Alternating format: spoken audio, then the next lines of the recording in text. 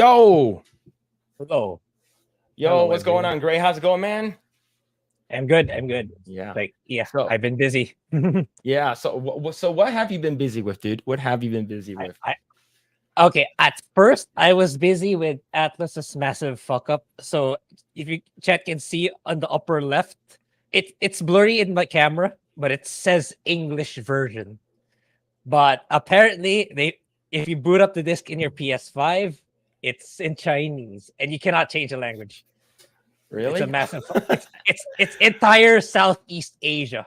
All copies of Southeast Asia. I have the same Jeez, problem. So imagine the logistical cost and backtracking they need to do. But man, yeah, that's crazy. yeah. At first they just wanted. They said, "Oh, we'll just give you an English digital copy." But of course, including me, I got upset. No, I bought the physical copy. You have to give me the physical copy of the game. So that at least they made an updated statement. You get to have the digital edition and the physical edition eventually. I'm still waiting for mine, but that's what they're All gonna do. right. So, how's the game so far? Yeah. So I bought it on Steam. It's really, really good. I'm really having a great time. So yeah, if you have $70, do not buy Suicide Squad, buy Persona 3 Reload.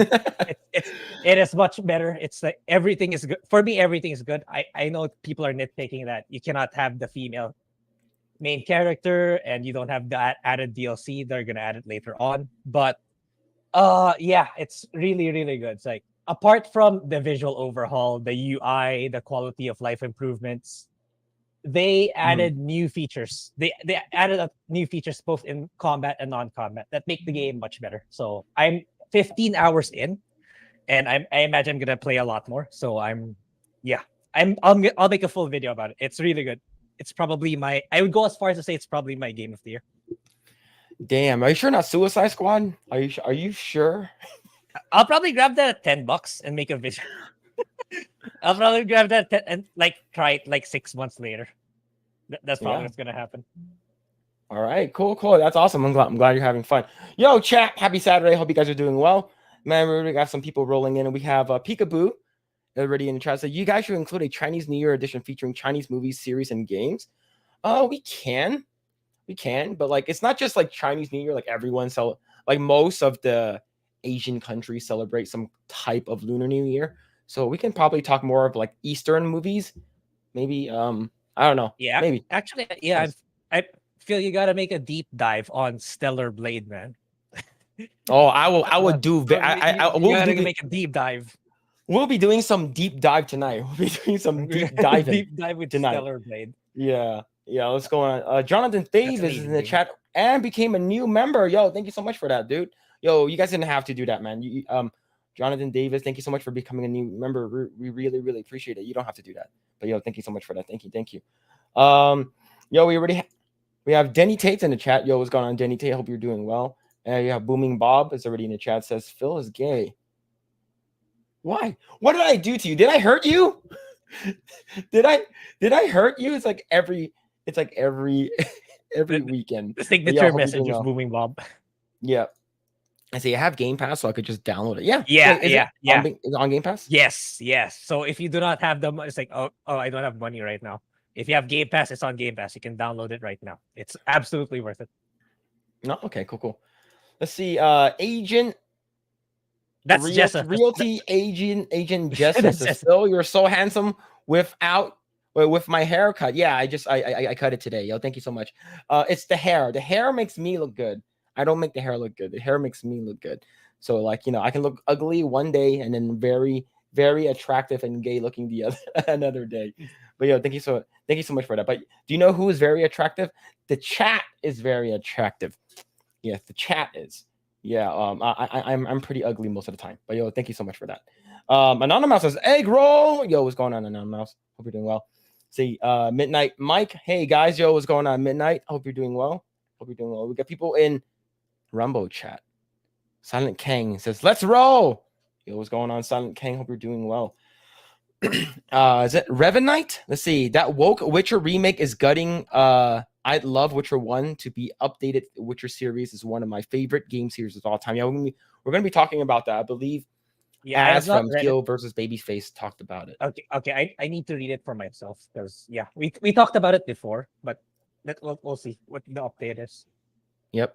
Yeah, deep throat. True. Yes, true and real. Deep throating into Stellar Blade. Yo, what's going on? Just JK. We have one good mod in the chat right now. But yo, thank you so much, Just JK, for hanging out, dude. Dirty Jersey says, Eggroll, hail chat. Yo, what's going on, Dirty Jersey? Hope you're doing well. Hope you are doing well. Let's see, hail. Yo, what's going on, Jet Spitzer? And we got Degenerate Production. I'm quite attractive indeed. Yeah. You're the most attractive of them all. Yes, all of them. Yes, true and real. And Phil and Street Fighting a Legend Grae. Yep. Phil and the Street Fighting Legend Grae. Yep. I'm just here. I'm just here for the eye candy. So Miko says, hi. Algorithm comment. Yo, thank you so much. Algorithm comment for sure. Thank you so much, Miko. Thank you. Calvino says, good evening and good morning, everyone. Thank you so much for hanging out in chat. I know that a lot of people are actually currently at MegaCon. I believe Drinker, the whole FNT crew is there, Geeks and Gamers, what's it called again? Rippa, the entire Rippa versus there right now. Epic versus there right now, which is pretty damn cool. And if that Star Wars girl got married tonight, which is pretty cool. So congratulations. Congratulations. Star Wars girl. Thank you so it was thank you. I have to thank her for taking let me take a picture of her because it's like, she gets out of her simps. But yes, it was cool getting to meet her and congratulations. Like I said on Twitter, welcome to the married club.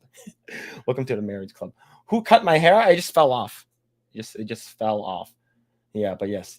All right, chat. Before we move forward and talk about a whole bunch of other stuff, including Witcher, Suicide Squad, and maybe some Stellar Blade and some nice booty shots, go ahead and check out some of our merch from Project Eggroll at Teespring. So if you guys want to check out some of our stuff, it's pinned in the comments on the YouTube channel. Check out our Project Eggroll Dare inspired one with Jay's quote, they are Asian and they have a podcast.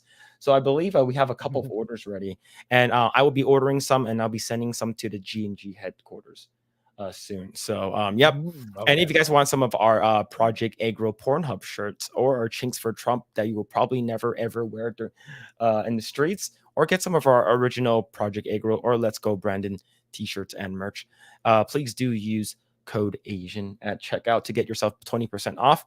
And if you're all are some coffee fanatics or maybe just cocoa powder or whatever, do check out our coffee brand coffee affiliated link below and use that link and buy some coffee. It's good. It's cold, winter season right now, so it's pretty nice to get some cool or hot coffee in the morning. But yes, I've been getting a lot of the light roast. Light roast has been really, really good. I do have a monthly subscription. I might become broke from ordering so much coffee. But yes, go ahead and use the affiliated link, and using that would definitely help us a lot. Yeah. So, and if you guys haven't already done so, go ahead. Would you kindly smash that like button, subscribe to this channel, share this video with your friends. Yep, we're going to talk about a whole bunch of stuff. So, Grae, I'm pretty sure you've been super busy with with your gaming this entire week, right? So you weren't like up to date with any of the content. At least the first half, like from Friday till yesterday, it's like, yeah, I wasn't. It's like last night. It's like, what? It's 1 o'clock already. It's 1 in the morning already. But yeah, I it's mostly Suicide Squad, if I'm not mistaken, and Stellar Blade. Some stuff about Stellar Blade. Yeah, we're definitely going to be. We'll have a lot of Stellar Blade to talk about. We have a bunch of Suicide Squad we want to talk about. And if there's a topic you guys want to bring up, and just post it in the chat, and I usually read most of the comments, anyways. At least I try to, and then we could bring up some of the topics you guys want to talk about. I know that there's a bunch of stuff that we probably missed, but yes. I see. Dirty Jersey says, "Yeah, I got MegaCon after party on my TV. They're all drunk." That's hilarious. Let's see. Let's see. Midnight Mike says, I saw both Ripperverse and G&G panel. Great panel, and new Ripperverse character looks cool. Yep. Looks awesome. Nice. Yes. Let's see. South Korean booty. Yes. So we're going to try to show some of the model without getting banned on YouTube, getting our video taken down. But yes, we'll show some Korean booty. YouTube's been taken down? YouTube's been taken down? No. I haven't. I haven't. But just in case, there's because, even though Twitter says is it's what 13 and above, or is it 18 and over? I think it's 18 and over, right? For Twitter X. But there is a lot of there's a lot of porn on Twitter X. So like, and Oh there's a lot of yeah, fake for sure. accounts, a lot of OnlyFans stuff. So I want to make sure that if we do see him, we only see him over here. We don't show it to the Yeah. chat. But yeah, is Phil going to watch Argyle with his wife? I heard it's I not good. heard it's not good. Yeah, except same thing. That's the thing. I heard that the Mary Sue, the website, the Mary Sue, liked it. That means that the movie sucked. Oh man. But yeah, I heard it's not good. I heard it's a sort of like a switch and bait where like you think that Henry Cavill is supposed to be like cool, but like sort of I believe they cuck him, if I'm not Ooh. 100% sure about that. Let's see. They're all either drunk or their voice is is shot. Probably, maybe. But yeah. All right. Let's talk about some Suicide Squad stuff. So, according to what I heard, this game is set in the Arkham universe. Yeah, that's what I saw in the tweets too, which is sad for me, given the way that's Kevin Conroy's final video game performance, and that's how it ends. See, I think late last year, when I didn't really have anything to play, when I was waiting for games to come out, I bought the collector's edition, and I streamed one day of it, and I still probably want to go back and stream whatever I can. But there's so many games that are coming up that's on like my backlog, because I hear that Arkham Asylum and Arkham City is like the best like Batman video games out there, right? Yeah. Grae, can you confirm with that? Yeah. Well, technically, those are the only two Batman games that I finished. So, in terms of my measurement, then probably because those are the only two that I actually played and finished. But yeah, it's like I tried a bit of Arkham Knight recently before the release of this Persona 3. But it's like it didn't stick to me as long as that long, because like I felt like its combat can get a bit too repetitive for at least for Arkham Knight, because like you just need to mash the button repeatedly, then Batman will just go running around punching everyone. But yeah, definitely much better than what we have on Suicide Squad. It's not a live service game. It's a strong narrative. It still looks gorgeous up to now. If you boot up Arkham Knight in max settings, it still looks really great. Like if they marketed it, they did marketing, it would come out today. People would actually think it would still look good. Probably not super good, but still solid compared to what we got for Suicide Squad. Yeah. All right. So this article comes to us from Bounding in the Comics, and it says Suicide Squad Kill the Justice League reviews are in, quote, absolutely not worth the wait. So when this game was announced, I believe I was like, Suicide Squad kills the Justice League. I'm like, all right, so who's on their side? Like, they cannot even take down Batman, and Batman's a human. So, and most of the what's it called again? The Rogue Gallery is all like Batman villains, anyways. Like most of them, at least. So let's see. Rocksteady Studio Suicide Squad Kills the Justice League has launched, and much like previews and reviews are a mixed bag. Early previews did nothing to enthrall fans, as even the mainstream gaming press loathed Suicide Squad Killed the Justice League. They hated the repetitive and boring gameplay that halted the few moments of fun they had, and that it failed to stand out among other live service open world games. So is it a single player game with gacha mechanics? I know it has multiplayer. You can. Oh, I think you can play up. So it's co-op. I think you can play up to 4 people.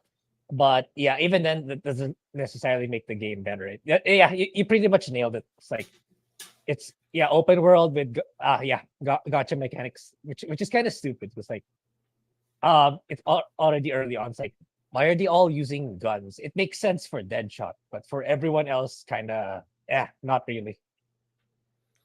Right. Oh man, let's see. In fact, IGN would later report that they had been denied a copy of the game to review. This could be somewhat predicted, as they didn't enjoy the preview overly much. The direct-to-video content strategy at IGN, Destin Laguerre, concluded, I left the preview event less optimistic than I came in. Even so, many others also had underwhelming experiences. So I do have the actual IGN website pulled up, and oh man. Mediocre, 5 out of 10. That's actually high in my opinion, but okay. But That's high. for IGN, like it's Yeah. pretty low, right? I thought they would give it like a 6.5 or something or a 7. Oh yeah, good point. Yeah, I suppose. Yeah, Suicide Squad Code of Justice League is repetitive and a bland looter shooter that, despite an engaging story, never stays fun for long enough. Damn, that's bad. Holy shit. That's awful. Oh man. So, but the thing is that that's not the only controversy, right? Like for me, if it's a PvE with gotcha mechanics and it's a co-op, it's not really worth it, right? It's like you're only showing off to your friends. You're not showing, like if you're playing Call of Duty and you're showing off your cool gear to other people around the world. But most of the time you're just playing with your friends. Like, who fucking cares, man? It's like adding a gotcha mechanic to Arkham City. Yep. Right? Different Batman outfits. Or, what's it called again? Spider-Man, even, right? Insomniac Spider-Man. All of the really, really cool, like Miles Morales, Spider-Man, or Venom costumes are locked behind a gotcha mechanic. Right? And the thing is that, do you have to pay for it? Like, is this actual money? Like, if it's live service, I'm assuming it is. Yeah, I imagine. At least to a certain degree. It's like, no way they're going to implement this model without giving you the option to having to pay for it. In my opinion, it's never going to be like you just buy in-game currency or you just earn in-game currency to get whatever you want. You have to pay for sure. Man, how? So Rocksteady is the people that make this game, right? Yeah, it's like, yeah, you have to wonder what happens. Like, did all these business executives just came in and just kicked out all the good developers? I think that's what happened. Man, that sucks. And the thing is, I guess I saw someone talking about this earlier this week, and it doesn't even look that good.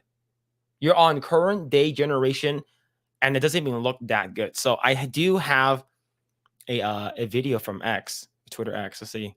Yeah, that's incredibly notorious video right now.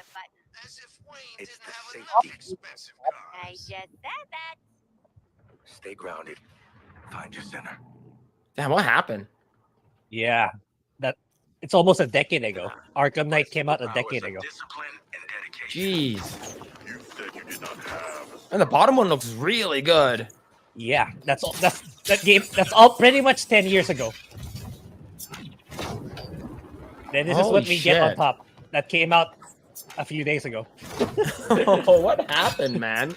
Yeah. Oh man, it's like they brought in the people who are like trying to like implement like I don't know what it is. It doesn't look good. The bottom looks way better for sure. Right, the bottom one looks way better. And but the major controversy is what's it called again? It's not even that. It's what came out earlier this week with like you said, Kevin Conroy.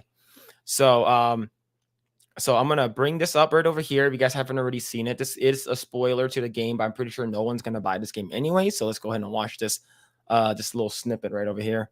You know, Joker used to be real good at hurting people with words. But you, boop. Even when you're evil, you're still too good. You had a good run, Brucey. Flying around Gotham, punching bad guys, cleaning up the streets, causing long-term mental and emotional damage to everyone you knew. It's our turn now. After all we've been through.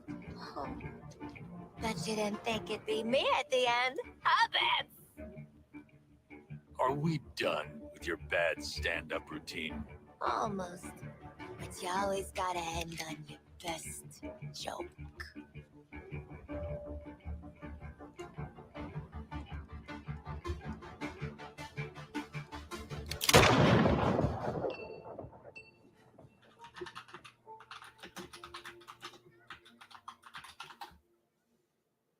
Man. So, how do you feel about this, Grae? Yeah, it's like, so back like last year when we were saying, oh, wokeness is starting to permeate in games. This is the manifestation. We're getting the results now. It's like, did you see the one with the Flash? I think so. Like they basically kill him and they pee on him, right? Yeah, they did. They did. My God, man. Oh my god, that's so shitty, dude. That's so Yeah, that's a and you retweeted the one with Harley slapping the ass, right? yeah. Yeah, I Yeah. did. I did. Oh man, jeez. Yo, we got a freaking 4.99 super chat from Lord Bother. Says this game was meant to kill the Justice League, but they ended up killing the whole DC universe. No one is gonna care about their games after this. Yeah, Yeah. I don't think so either. Yo, yeah, definitely. I believe 100% everything you said. But you man, it's it definitely sucks for what came before and what is out right now. And but yo, Yeah. thank you so much for the super chat, man. Thank you. Yeah, Yeah, I Grae, what were you remember. gonna It's say? like seeing Arkham Asylum for the very first time. It's like, holy shoot, this looks really, really good. When seeing the Joker the first time in the engine and seeing those screenshots and seeing combat, it's like Mhm. it was. It's like little did we know we had it so good back in the day. It's like holy shit, we had this. It's incredible how much detail they put into this Batman game, and that's what put Rocksteady on the radar. I don't even remember the games they made prior to that, or I don't even know them. But yeah, Yeah. it's like to see them throw it all away after the trilogy, which is a shame. They could have easily just made another Batman game, and You- everyone would have swooped it up. yeah. Do you want to see another comparison? Sure. And this is a comparison for cultured people in the chat. Here we go. Oh So the yeah, left yeah, is this one. Arkham Knight, the right is Suicide Squad. The right came out 10. The one on the right came out a few days ago. The one on the left came out almost 10 years ago. What happened, man? See this. It's like the bat is perfectly covering her ass, like, and the other one is like, we're gonna make sure we show her ass. It's like, why you gotta do that, man? Why you gotta do? Why you gotta do that, man? So here's the thing. The part where he says, it's our turn now, where Harley says it's our turn. I believe that's what the writers and the current day woke motherfuckers who are working in these companies, that's how they feel. It's like, your time is done, old man.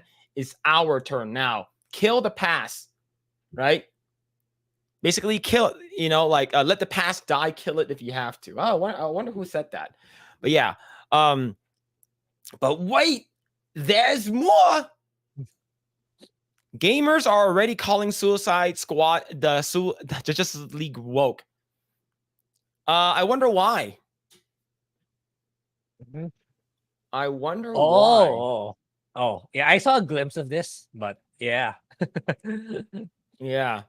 Yeah. Look, I'm man. not saying that you can't have strong women. I'm not saying you can't have gay people and stuff like that. But like, it's like, dude, you're literally shoving this shit right in my fucking face all the time. Like, I recognize that there are lesbians, trans, gay, bisexual, whoever. The only people that I don't, furries are one of them. For sure. Furries are one of them. And people who are maps. Those people can, can fuck right off. But the thing is, look, if you have this and stuff like that, it's just fine. But if you're literally, it's like sticking out like a sore thumb, man. Like, I'm seeing this everywhere now. And it's like, dude, it's a game fucking good. Who fucking care about this? Oh, yeah, we got one of these brownie points. It's like, who fucking cares, man? And it makes sense that it is woke. It is fucking woke. You killed the fucking good people. Another thing was, I saw a footage of them killing Green Lantern. I think it's John Stewart, Green Lantern, the black one. And when he dies, I believe King Shark takes the ring from him for some reason, puts it on himself, and John Stewart is left with a fucking Green Lantern boxers. What? Wait, let me see if I can find it. Let me see if I can find that shit. Green Lantern. It's really on the nose. Huh? They really wanted to shit on the Justice League, apparently. Yeah, they do. Let me see if I can find him. If I can find it, I don't think I can right now. Okay, Suicide Squad Green Lantern death scene. Let's go. Removed by uploader. Okay, I can't find it. But basically, when he dies, he's on the ground and he has a what's it called again? His fucking he's in his fucking chonies, right? With Green Lantern chonies. But the thing is, every male gets literally pissed on, right? The Flash, Batman, and how he died. Superman, I forgot how he dies. I'm not sure if I saw that one, but I know Wonder Woman dies. But Wonder Woman's death came as a, oh, it's actually sad that she died. They play sad music that she died. It's like, holy shit, man. But let's go ahead and talk about Kevin Conroy, right? Immediately following that, saying that the Suicide Squad killed the Justice League. This is Kevin Conroy's final performance as Batman. You guys literally shit on him. Immediately, this article popped up. Suicide Squad killed the Justice League isn't Kevin Conroy's final Batman performance. Okay, updated a couple days ago. It's been widely assumed that Suicide Squad killed the Justice League would mark the last time we heard the actor reprise his famous role as the Caped Crusader. But while Kill the Justice League is indeed his final video game voice appearance as a character, he is posthumous. So I'm not sure if I pronounced that shit right. His performance, upcoming animation is basically in Crisis on Infinite Earths Part 3. They're basically running it. Basically, whoa. Actually, that's not the last one. However, Bruce Timm came in. And Grae, do you know who Bruce Timm is? I don't think so. Bruce Timm is the guy who did the 90s animated Batman. Cartoon. The one that's really fucking good. He basically came out and said this. Bruce Timm says Kevin Conroy did not record any work for Batman Caped Crusader. Sadly, he passed away before we can make it happen. Bruce Timm on IGN article that was widely circulated yesterday. I will remind you all once again to take all unsourced news items with a huge grain of salt. Occasionally, these leaks actually turn out to be true, but often, as not, they're just cynical clickbait. Basically, Bruce Timm said, no, that was it.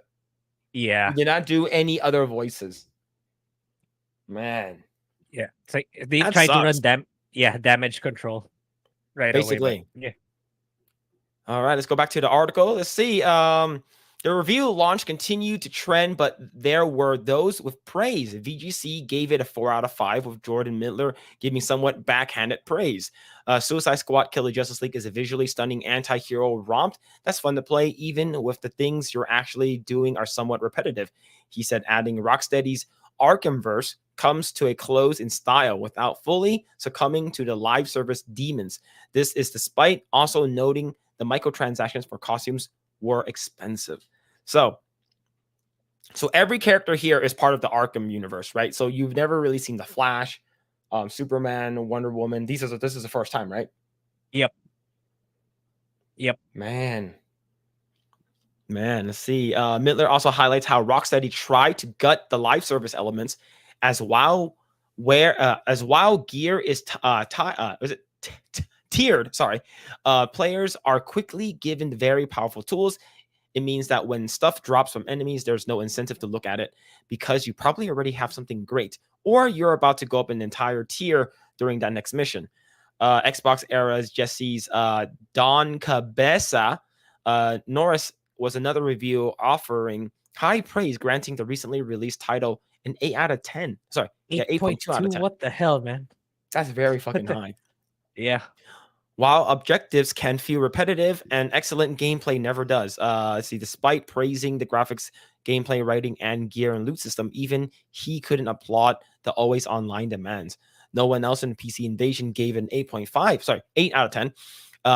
Good found in gameplay, cutscenes, and level design far outweigh the bad in the campaign's pacing, and seems like there's not a lot of writing was only so. Do you think the writing is good for this one if you kill off the predecessors of, like, I don't know. It's so weird that they're doing this, right? And then you get Kevin Conroy's Batman voice acting, but man, what the hell is this? Yeah, I saw that. I don't know who that is. This looks like Is that a Gong. look like who? Giancarlo Esposito. Like a The female version. like Gus Fring from Breaking Bad. Oh man, this is Waller. Man, look, I'm pretty sure they probably modeled this after someone. Oh man, so Deborah Wilson. Oh man, so it's yeah, it looks. I don't know. It looks awful. This thing Yeah. looks. Oh man, see, I like it. Sort of reminds me of like Game of Thrones. It started off so good. House of the Dragon. It starts off so good, but we know where it ends. Yeah. Yeah, it ends with It's a this shame. shit. It's a shame. Like, yeah. I really wanted to watch Game of Thrones again. I said, when all this is over, I'm gonna watch Game of Thrones again with all the nitpicking, all the tiny details. But no, never mind. After season 8, forget it. Forget it. Yeah. Let's see. Ramon Gutierrez from Spanish outlet Area Who is it Hugones? Gave the scathing 4 out of 10. Okay, let's see what this person has to say. Also finding it repetitive, making the same mistakes as Marvel's Avengers, and the always online requirement being all negatives. Is this the same Rocksteady Studios that make the legendary Batman Arkham? Gutierrez asked the translation via Deep L. Honestly, I don't know, but the game doesn't deliver in hardly any of its various aspects, being an adventure game that I would only recommend if you decide to buy it at a price much lower than it's currently priced. Yeah. Man. I'll probably make a video when it's like at like $10 to $15. not at 70, maybe even lower. Yeah, let's see. Comparing it to Marvel's Avengers, which Cardi enjoyed, he added the first step toward trying to avoid a similar fate would be to create a compelling combat system that makes me want to return to Suicide Squad week after week, which it hasn't quite achieved at this point. Yeah, let's see. A UK Metro newspaper. They seem to have a milk toast experience. Prefacing, we can conclusively say that we can't. Oh, sorry, we don't hate it. We may end up hating it because it's already starting to show signs of considerable repetition. But this is not a Lord of the Rings Gollum situation where it's going to end up in the worst games of 2023. Yeah, I think overall, this shit is that Lex Luthor. He's so fat. Yeah, Well, kinda. Well, he's not fat, okay, but Lex Luthor has never been like he looks like Kingpin. But yeah, definitely sad, dude. Definitely sad. I'm never gonna be playing this game ever. And given the fact that this game is there's some people who are like, oh my god, this game is so cool. And I saw some gameplay where like if you can't fly, you're basically Spider-Manning yourself everywhere throughout the city. Yeah, it's like all the superhero video games have the same like huge open world. You navigate through swinging, either through the web or through grappling.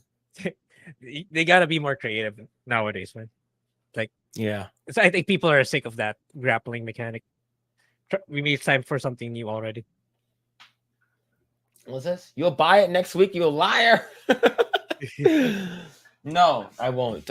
Even if it's free, I probably won't play it, man. I probably won't play it. But all right, let's go ahead and read some comments to see what people are saying. Let's see. See. All right, let's start right over here. There's the saying in X. I see rumors that it's like this was going to be a massive flop. I think it's the end of Rocksteady. I think they're literally laying off the entire team, which is sad. Is that on Steam? Oh yeah, and here's the kicker for me: it's much more expensive than Persona 3. It's like, okay, let me check. How much is Suicide Squad in? Okay, the basic edition for me is okay. Let me do a conversion. The basic edition for me is three. Okay, it's near $60 for me. But if Persona 3 Reload, which is a much better game, it's almost $50. So yeah, get the better game. Get Persona 3, guys. Even if you don't like JRPGs that much, that's the much better game for sure. All Definitely. right. It's like So, I'm only 20 hours in, but yeah. all right. So, according to I'm looking at Steam right now. Very positive. 1,800 reviews, almost 1,900, and release date was yesterday, and it's $70, and then the digital deluxe edition is $100. Now, let's go ahead and check out trending. Trending Steam. Okay. Steam charts. See top sellers. Power World's number 1. Enshrouded still. Where's Suicide Squad? Suicide Squad's number 7 at 80. But Yeah, basically, it's pretty high. I'm happy in my that opinion. Grand Blue's also doing good. I thought it would get eaten by Persona 3, but it's just behind Persona 3. So a lot of people, a good amount of people bought it. Let's see, most played. Where's Suicide Squad? Did I miss it? You have to scroll back up.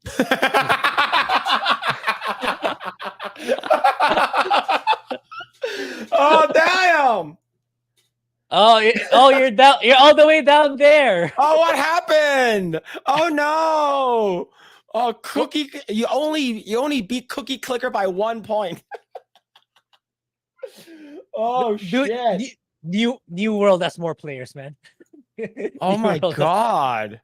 New Alright, World so has more players. Let's see who's above you. Let's see. Hogwarts Legacy, the most boycotted game of all time, is still beating it. Battlefield 5. Oh wow! Suicide Squad. This game just came out. It's 90th. Oh shit! So this game is doing really good. Oh The thing is with the man! Steam charts, though, it doesn't include how much refunds it got, right? It doesn't deduct the refunds. Let me see. Suicide Squad refunds. I know it's trending. I know WDW Pro made a video about that. All right. Let's see. This lifehacker.com says Suicide Squad killed Justice League. Early access is a mess. Here's how to get a refund. Life hacker. Oh yeah, life hack chat. How to get a refund for a shitty ass game. Oh man, pre-orders can be refunded on PC, PS5, Xbox Series S as long as you meet certain requirements. All right, here we go. Refund Suicide Squad pre-order. For physical pre-orders, you need to contact the store where you pre-ordered from. PlayStation Store pre-orders are made more than 14 days old. 14 days before the game's release can be refunded. Xbox, you can cancel any Xbox store pre-order up to 10 days. Steam pre-orders can be refunded at any time ahead of the game's release, up to 2 weeks after the launch. And EGS, 14 days. Third parties like Fanatical, Humble Bundle, Green Man Gaming also pre-orders. Differs on pre-orders and purchases. But yeah, man, this is make sure you save this for people who bought the game. Oh man, that sucks. That really sucks, man. But let's go ahead and read some comments. Let's see. Let's go right over here. I think we missed it. Let's see. Let's start from here. Let's see. I can confirm I started Asylum again the other day, and it's damn fun. Yeah, I think I just beat the Scarecrow segment. I think that's the most I've gone into it. Yeah, that was iconic for me. That was really good. The Scarecrow segment. Yeah. See, Anonymous says, I love the Batman Arkham games. All the good people from Rocksteady left. Yep, absolutely. It's a lot of these people who are actually currently working at these game companies, animation studios, and just studios in general. They basically want to ruin whatever came before them, is because they want to put their stamp on it. They want to basically put their dick in the fucking the soup where they're gonna feed everyone, and it's because they feel like they're not being acknowledged in any type of way, and how, like, okay, I want to make sure that My resume looks good. It's like, oh, you remember that one time where a lot of online trolls got really, really upset? Yeah, that was me, right? Like just like a gal. Like it's there. It's in their blood to make sure that they shit on previous existing intellectual properties. Is because Yeah. they themselves cannot bring any value to the table. So they feel like they need to make sure that they get whatever press that they can, right? And a lot of people said that any press is good press. And I beg to differ. Take a look at Bud Light. Right? So like back in the day, yeah, you can say that, you know, bad press is good press. No, it's not. As of right now, if I can see this going the same way as what was it called again? The people that did Forspoken, right? They're going to be absorbed by the Warner Brother games. Like it's like, nope, you're done. You're done. We're going to absorb you. WB Games, or another, or this company, Rocksteady, is going to go out of business. But yeah, like what other games has Rocksteady made, right? Other than that, Yeah, I don't Rocks. know the ones before the Arkham games. Okay, so Urban Chaos, and then which is the first game in 2006, Arkham Asylum, Arkham City, Arkham Knight, Arkham VR, and Suicide. That's it. They have 6 games under their belt. It's a very small studio, but they worked on very, very good games. The parent company is owned by Warner Brother Games, which is I'm pretty sure they're gonna completely liquidize their entire company and just absorb them into Warner Brothers Games. Get rid of all these people. I feel like that's what they're gonna do because this game is not gonna sell. How much Yeah. now? What's the budget for this game, right? I know it's a lot. It took them what? 7, 8 years to develop? That's gotta be a lot of money, man. Let's see. 8 years? Jeez. Yeah, really long. That's a lot. It's like from time to time you see headlines about Suicide Squad from every now and then. And that's been going on for like what? Yeah, around that time. Okay, I can't find it as of right now, but I'm pretty sure it'll come out soon enough. But yeah, let's see. Let's continue. Let's see. I saw Mouth Breather's positive reviews, review bombing Suicide Squad on Xbox Store. Really? I'm pretty sure there are some people who are going to be like that, right? Let's see. Yo, Kohauser with the $2 Canadian says Eggroll. Hope that you guys are well. 199. Yo, Joe. Yo, thank you so much, Kohauser, for the 2. Thank you. Hope you're having a great Saturday night. Yeah, I hope everyone's having a good Saturday night or Sunday morning for you, Grae. Let's see. Anonymous says that even IGN didn't like it. That's bad. Yeah, I wonder if they gave it a bad review because they didn't get an early copy. So mentioned that in the chat, I believe. Let's see. Anonymous says the people who worked on the Arkham games left, and now they probably just have DEI hires. Yeah. Yep. Yeah, I read an article that the good ones are starting up their own studio. So I hope Really? they make something really good. Yeah, I think you can search it up a bit. I know I read something like that on Twitter sometime last week, I believe. Yep. Let's see. Silent King says we're regressing. Yeah, true. Jet Spitzer says that that's the difference between a solid direction and a cash grab. Yeah, I believe so. Let's see. Sweet Baby stink all over this crap. Yeah, I believe it. If It's all not Sweet Sweet Baby, if not Sweet Baby, another company that's not as prominent as Sweet Baby. Yep. Let's see. Revenite says the other thing Phil has a Harley grabbing a butt when they were frozen. If a male did that, it would all rise over the internet. Yep, true. And I believe, look, Lofty Pixels commented, right, responded. It was like, well, she's a bad guy. I'm like, is she? Because people consider Harley Quinn more of an anti-hero than a bad guy now. Right? Ever since she got so fucking popular. And the thing is that Harley Quinn is fucking everywhere now. Like, you cannot have a Batman game without her, which is sort of stupid. Yeah. Right? Like it's like who the fuck cares, man? Let's see. Duke Chronic says Neurotic said it the best in the scene. Kill me. Yep. Absolutely. Yeah. They're so disrespectful. Yeah. See, Alan Buss says, I bet Phil was involved in development. That's why it's bad. No, I don't work on a DC game. I work on a Marvel game. So that makes it even worse. It's not better. Let's see. Suicide Squad killed Rocksteady. Absolutely. It sucks. Let's see. Matthew Reeves says, this game looks utter garbage. Can't wait to watch it make no money. It's gonna make it's probably made maybe 10% of its money back, given how many people are shilling for it, right? But it's not free on Game Pass or anything like that, right? This game? No, that's the thing. It's like we have Persona 3, which is really, really good, becoming on Game Pass, and yet you have this garbage game not on Game Pass. It's like it's such a double loss. If I were Rocksteady, I would have taken the cash from Microsoft. Yeah. See, Alan Voss says, Phil, stop pretending you aren't a furry. I think furries are weird. Grae, are you a furry? Let's see. Phil used to verse for Vince McMahon? No. Grae, do you know about the Vince McMahon thing? Sounds familiar. Maybe I do. Maybe, but we might talk about not. it later. Just because I think it's funny. I think we can talk. We'll probably talk about it later. Yeah, sure. Yeah, let's see. See here. This anti-male stuff has to stop. I will never support any of these messages. Yep, absolutely. Midnight Mike says, I hate what they did with Green Lantern. King Shark took that ring and used it. Green Lantern ring doesn't work that way. Yep, the ring chooses you. Yeah, exactly.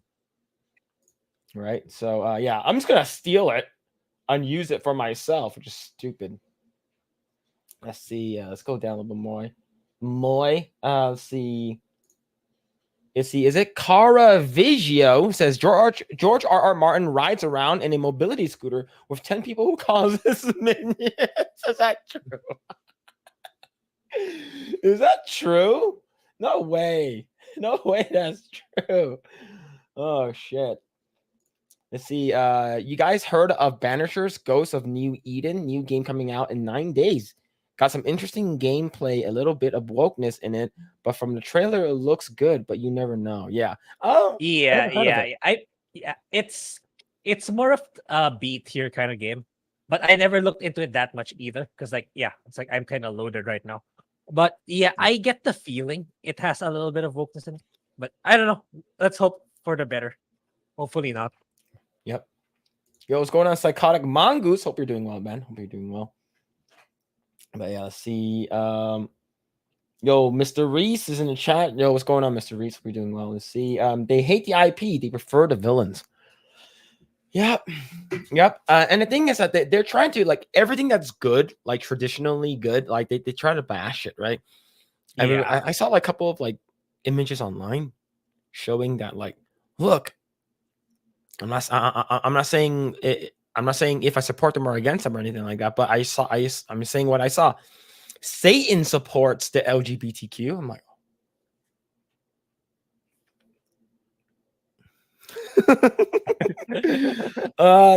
that's not the W that you think it is, man. Jesus.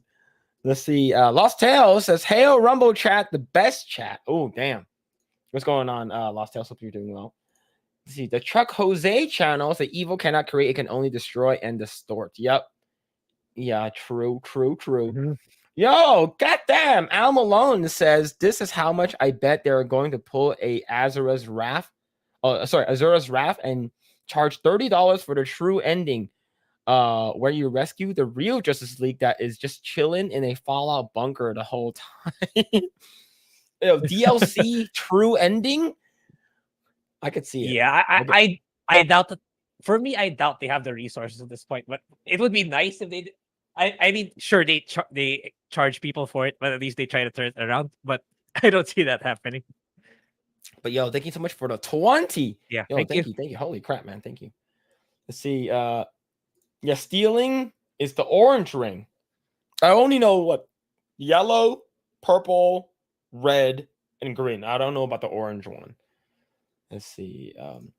Lost Tale says that the entire game is so mind-breaking. I ask myself how it even exists. Did anyone from DC look at it and say, this doesn't make sense? Did they ask anyone from DC about anything? I'm pretty sure it says, is there woke stuff in it? And the people who are working on it, it's like, yes. It's like, all right, ship it. Yeah, and I'm sure, like, it's like, yeah, I also chatted in the Rumble. It's like, I imagine in year 2 or year 3, then they took a look at there's like, oh shoot, we can't backtrack anymore. We invested too much resources. So we'll just put some more money in and hopefully we'll turn things around. Then It's like by year 5 or year 6, that they saw what happened to Avengers. Oh shit, we're fucked. That's what I feel. it's like how can we make back our money? Put cool costumes, microtransactions. Yeah. Right. You know that typical 80-year-old fund manager who doesn't know anything about video games. Yeah, make it like live service. It'll make a lot more money. Those kinds of people. That's what happened. Yeah. See, Joseph Allen says, "Hey, Project Eggroll and the 199." Yo, what's going on, Joseph? Hope you're doing well. Let's see. Big Z Video Games. Yo, what's going on? Hope you're doing well from Rumble. You see, Booming Bob says Satan is literally the devil, so of course he supports evil. So LGBTQ is evil confirmed. Like I'm not being joking, man. It's like they're like, oh, this is Satan supports us. I'm like, oh, okay. Oh man. Yeah. See, but yeah, Mr. Satan from Dragon Ball. Yes, Hercule Satan. But yeah. All right. Let's go ahead and talk a little bit about some other companies that are actually doing good in video games. Grae, did you watch the State of Play? Oh, I did. Oh, yeah, I did. You did. But yeah, sorry for the fans of Hideo Kojima. I skipped the Death Stranding 2 part. It was just way too long. It was like 10, 15 minutes or something like that. It's like It was the final segment, and then they announced that, oh, I'm making a new espionage game, and that's about it. That's the final 1/4 of the State of Play. But otherwise, everything else was good. Yep. So, for people who hasn't seen it, we're gonna watch the Stellar Blade State of Play segment right now. And the thing is that I was a little bit nervous that Sony might come in and say, yeah, it's a little too there's too much booty going on. Tone that shit down. Right? There's too much ass and tits hanging out. Yeah, it's like I was even more cynical. It's like, yeah, Sony's gonna censor this. Like they're putting this exclusively on PS5. There's gotta be some censorship in there. But no, actually, yeah. Yeah, I like it's being compared to Nier Automata. It's actually pretty funny. Yeah. We're gonna talk about that for sure. But the thing is, it's we're gonna watch it together. I think it's a good it's for people who don't know like why we're talking about it. And I think we should make female video game characters hot again. I think that's what we need to do. And the thing is, a lot of them they're just so ugly and not attractive now. It makes me sad. So let's go ahead and all watch this together, and you guys could check it out.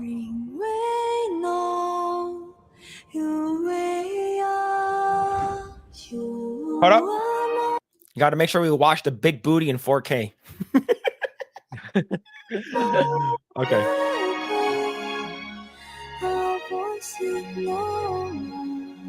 Okay, make sure it's not too loud. And they feature different outfits too. That's cool. Which I didn't know. Like I was super hyped when I was like, "Oh shit, there's different outfits," which is really cool. Welcome to the Goddamn! Excuse me. The story begins on post-apocalyptic Earth, where a mysterious enemy called the Natiba has forced the human race to flee to an off-world colony. Oh, it's surprisingly similar to the plot of Automata. 7th Airborne Squad. Cool. Her mission is to save the planet by defeating the elder. Like I like that outfit. It sort of reminds me of Ada Wong. All we must do is complete the mission. While most of the 7th Airborne Squad is lost during their descent from the colony, Eve soon meets 2 new companions. Adam, born on Earth, is in pursuit of an energy source called hyperspace. Hold on, let me stay cautious. Make sure if we're sticking too much It's where the lower it alpha down to 10. Natiba is. So this must be 8 or 7. Yep, big ass booty. A member of the Peach 5th cheeks, Airborne chat. Squad, provides engineering support. Lily Artemis II. Then I can be your engineering support. She puts her technical knowledge to use by upgrading Eve's equipment throughout the game. done. Something does feel Are you going to play this game, Grae? I'm thinking about it. Maybe we should make a deep dive video. Yeah, it's coming out in This is April, Zion. like late April. Yeah, A it's city like built it's, underneath the it's wasteland where releasing the last alongside human Alien survivors are Chronicle. A whole city That's the underneath thing. the wasteland. Eve is called Angel by the But then again, I don't survivors expect and this is game an to be object very of both long. awe and fear. So maybe I should. Selling anything to you. They'll seem a bit wary at first, but will gradually This game's gonna loosen make a lot up of as money. Eve shows a commitment to rebuilding the city. I like her outfits a lot, actually. How are you? I hope it does. Yes. I can't believe the angel is here. The survivors will sometimes ask Eve for help. Please save my younger sister. Wait right here. Yeah, it's like near Automata, but developed Their by requests Koreans. will often lead her to the That's how I see wasteland it. in the Great Yeah. Desert. But she's not a robot, is she? This It's place looking has like been it, run by though. Nativas They do have big booty. Yeah, it's looking like it though. and malfunctioning machines and robots. A supply camp in a place like this. You'll occasionally find supply Lot of stations booty. set up by previous airborne squads. At each camp, Eve can purchase There's various one consumable specific items, scene where people were very upset. acquire new skills, I like this yellow outfit for Yeah, I do upgrade too. equipment. I do just too. like it. I don't know why. She can also take a well-deserved I don't break to understand restore either. her I just health. like it. Yeah, I do like the casual one where she's in like the sweater. Eve will often encounter people in need and other non-human beings who may need her help. Request your assistance. Whether Sex to ro- assist yeah, or ignore true. them True, is true, entirely true. up to the player. It's over for real girls. On her You journey know, to it just- defeat the Elder Nativa, Eve will sometimes encounter hostile survivors. Or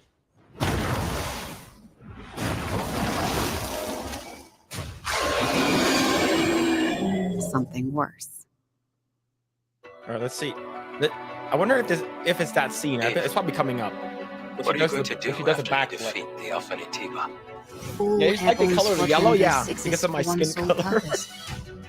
You mean the extinction of all Nativas, right? To think that the point of your existence is to snuff out another species. It is not an easy fight. It's fine. I can do this alone.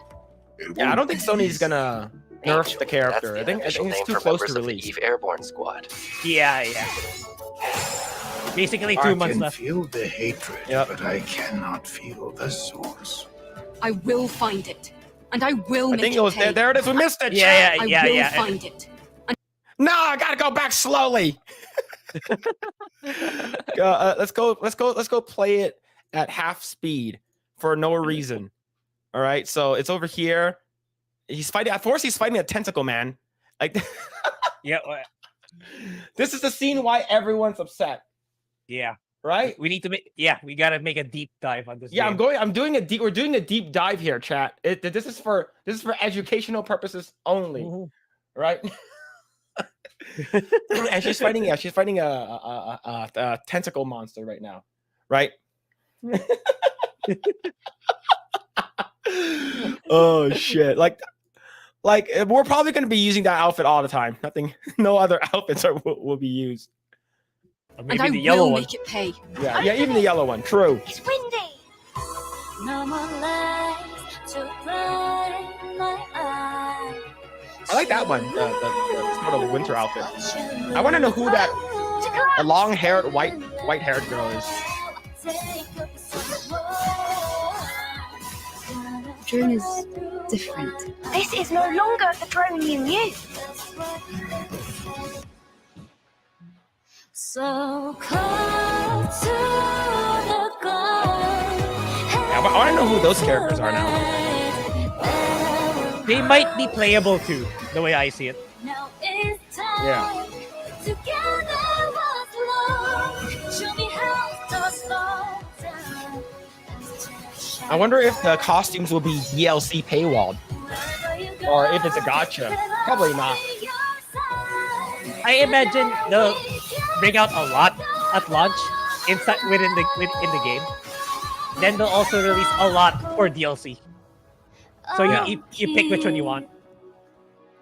It's probably like a summer outfit where they're in the bikini. Yeah, it's like how they do Dead or Alive. Like you choose which bikini you want to buy Yeah. for which character. Yeah. So this one, a lot of people were very, very upset of this game. When I say people who are upset, I'm talking about the loud minority who are like, why sexualizing women? I'm like, we talked about this a couple of weeks ago, how this actually based off of a real person. Yeah. Let's see. Let's go ahead and talk about this. The reason why we watched that video, because I do want to talk about this right over here. This comes to us from what's it called again? X, Twitter X. It says this from Genki. It says Korean console game developers are on the rise. Right. So we got a bunch of games that are coming from Korea, which is awesome. And they know their audience. Right. And let's see. Fun fact that the personal shift up that person shift up was fired was a contractor that happened to be a feminist complaining about fan service and happened during the shareholder negotiations of Tencent. Grae, how do you feel about this? That the fact that this person was fired from shift up because of I think this is too sexualized. How do you feel? Good. Good. It's like at least South Korea is fighting back viciously compared to Japan. Like it's slowly creeping into Japan now too, right? At least no, you're not taking this away from us. Get out. So yeah, I'm looking forward to more Korean games now. It's like if they continue to go down the path that they are, it's like, man, my main channel is gonna be a Korean. It's gonna be Korean games. It's gonna cover Korean games too. Yeah. Yeah. Let's see. This person says, Thread boycott Stella Blade, the company that made the game Shift Up, remove the work of two women because they were feminists. I'm a victim and former employee of this game company. Excuse me. Let's see. Man. Stop trying to convince me. I'm already buying the game. Right? Yeah, exactly. Like, it's like, no, seriously, this game is super, super like sexist towards women, and it's a super misogynistic towards women. You know, they make all the girls super hot. All right, I'll buy the deluxe edition. Yeah, when was the last game we've seen something like this? That's actually interesting. Not like, yeah, you've seen a lot of those games with hot girls, but it's like extreme beach volleyball or something like that. But something like this, we have not seen that. We've not seen a game like this for a very long time. Yep. Let's see. Man, this is crazy. Who can make her understand that her religion is not good for business? Excellent news. Base. TBH. Honest. Feminists should be fired regularly. Deserved. I will be supporting them. Not only am I not going to boycott the game, I'm only going to buy it because of this and because the beautiful female models. Yeah, true. Can't even spell the name of the game she supposedly worked on. Fun fact. Yeah. If the character looked exactly the same, but is labeled as trans, those insufferable feminists would sing a different tune. Absolutely. Yes. Holy shit, man. God damn. So here's another one over here. There's this crazy guy over here complaining. Let me see if I can find his asshole. This guy. Let me go over here. Right over here. It says, when developers resort to sex to sell their game, is usually means the game is lacking. Right? This guy over here. And this person responded with, oh, these games lack as well. Nah, exactly. Nah, brah. Yep. Like, see, look at that. Nier Automata. 89 critic average. Critics recommend look at those scores for Nier Automata. Yeah, look at those cheeks, baby. Next one. Yeah. Do you know the fun fact? I didn't even know. There's a fun fact about Nier Automata. If you look under 2B's undergarments, you get an achievement for that. It's an achievement. Well, it seems like I should play that game. It seems like it's a game that I need to play now. See, Bayonetta 2, which is actually from Platinum Games and Nintendo, which is crazy. Nintendo of all people. 91, 94. It's a pretty good game. This is a pretty good game, chat. Oh man, those two are more leaning towards niche than most big name titles. That they're good, but those games in general do not appeal to the masses in terms of gameplay. I'm pretty sure that's not true. Is because if Nier Automata was not good, it would have not been in Nikkei, and it would not have been in Yeah, in all the and, collaborations. Soul Calibur. Yeah, she's also in Naraka and a lot of gacha games that involves sexualization of the female characters. Yep. And the thing, you will most likely see her there. yeah, and another thing is that she's one of the highly like most cosplayed characters of like in terms of Japanese video games. Yeah. Like other than like Tifa or Aerith or something like that. She like in terms of video games.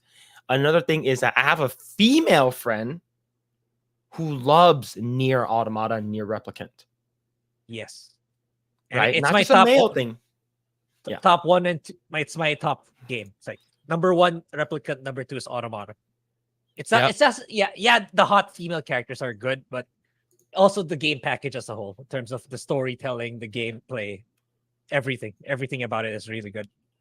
Yep. And then people are shocked to see this. Of course, we're talking about it again. Apparently, this is the actress scanned for Stellar Blade. Oh, they did her justice. Oh my god. Chat. You guys should probably buy this game, right? Yep. Oh man. But yeah. Let's see if I can scroll down. Hopefully we don't see any more. With this, I treasure something. Yeah, basically everyone's ready. Everyone is ready. But yeah, the actual model, and I believe they drop her ad for her Instagram. And here's another one. This from Leaning the Law on X Twitter. I triggered the Rainbow Mafia beyond belief, and with just memes and good-looking video game characters. Thankfully, the body shaming doesn't work with me, but it does show the true color of 42% rate success ideology. So if you look at this one over here, it says, I need to see how this guy looks because he says, what do you pick, Western bros? AI or woke steady? Here's another one. After the end of Gamergate, the world has split into two, East and West. This marked the beginning of the new era called AAA slop. Yep. Man, not good. Not good. But if that person was actually these people who are these LGBTQ people are actually in charge of this game, which I'm glad they're not, this is the game that they would have came out with.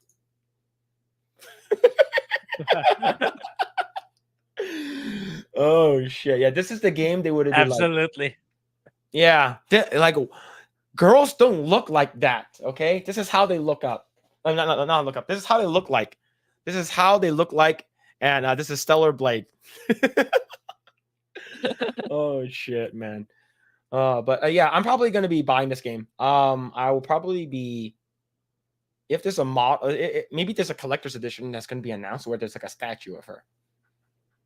Most likely, if not already, have they not announced it? Let me see. Hold on. Let's see. Stellar Blade. I mean, it's coming out in 2 months. There's got to be an announcement already. Let's see if this is the collector's edition. There is a deluxe edition, a digital deluxe, where you get like a bunch of DLC outfits. Let me see. Let's go over here. Yeah, so this is it right over here. You get glasses for you people who likes the glasses on girls, and then they give you the. I should probably buy it now, just based off of this outfit. Let's see. Okay, let me zoom up. Yeah, I'm already at 500. I can't see more. This game sucks. This website sucks. All right. So you get a half rim glasses. You get the Stargazer rack.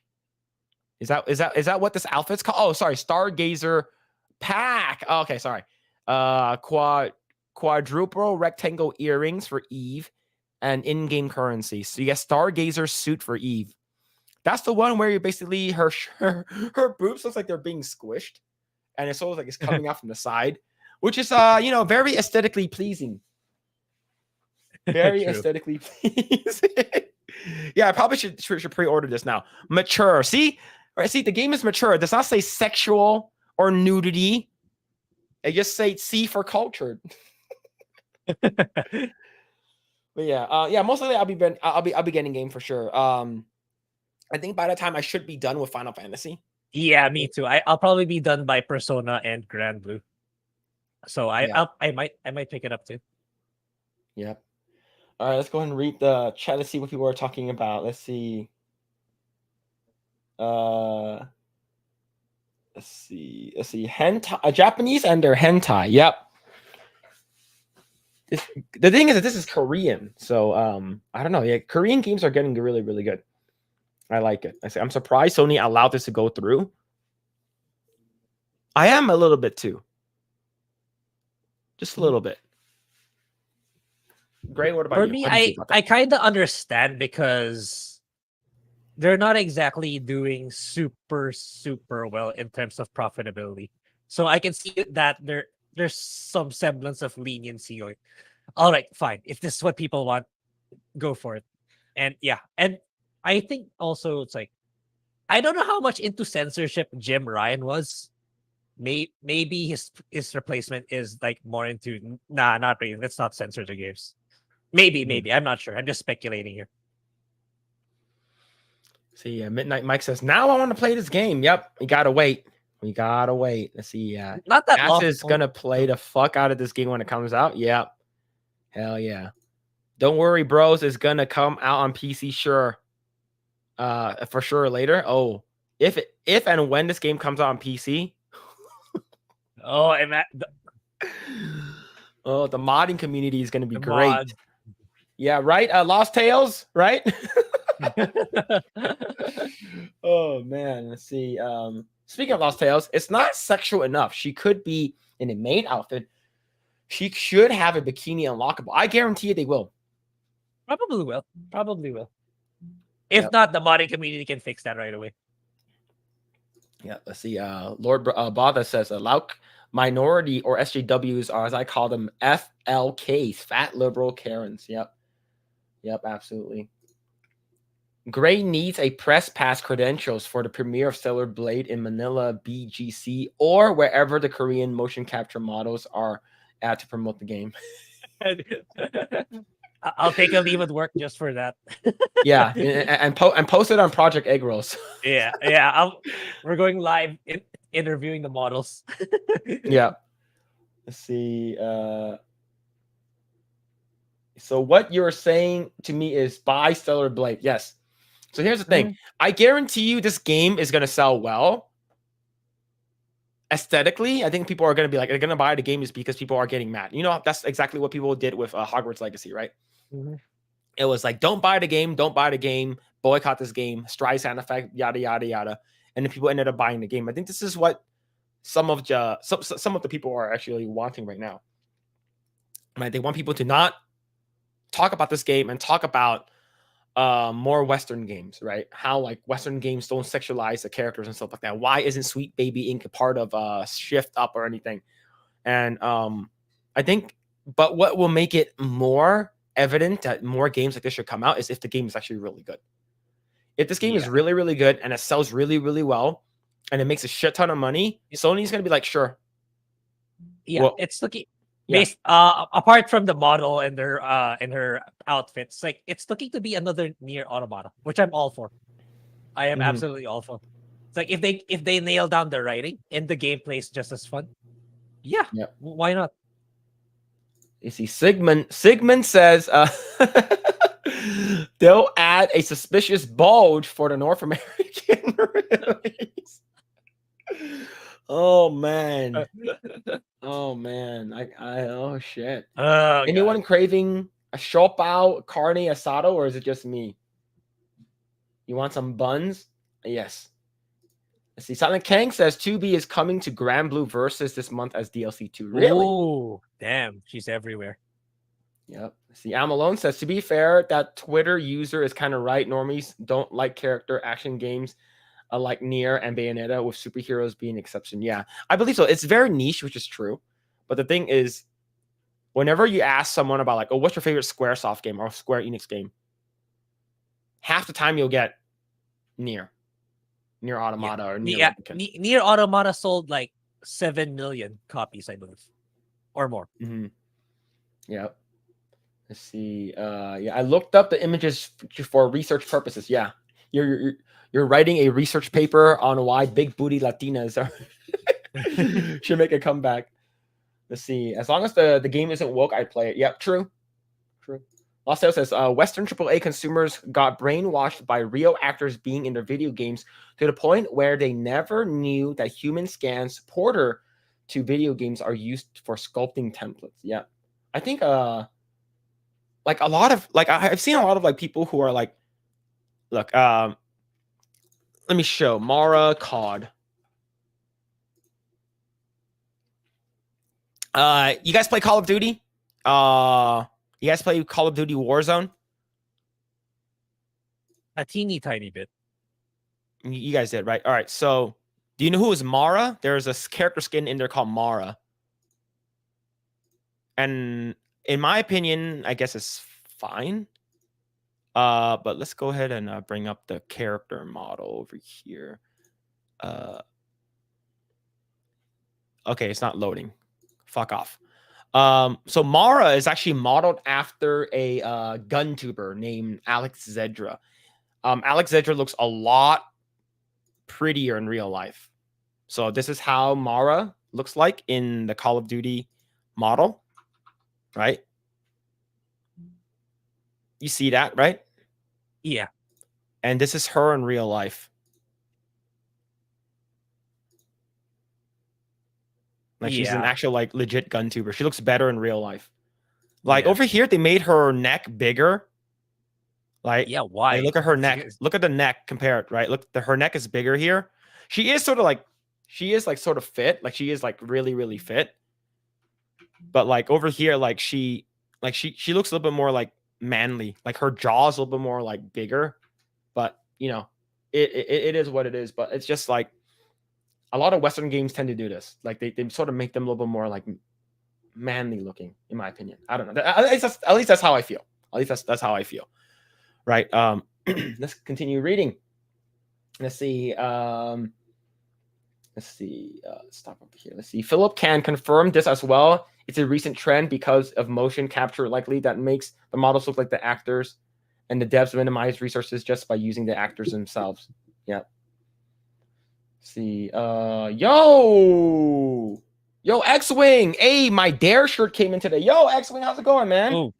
Yo, thank you for the support and buying the shirt, dude. Thank you so much for that. Yeah, I actually came up pretty well, right? I think the design came out pretty well.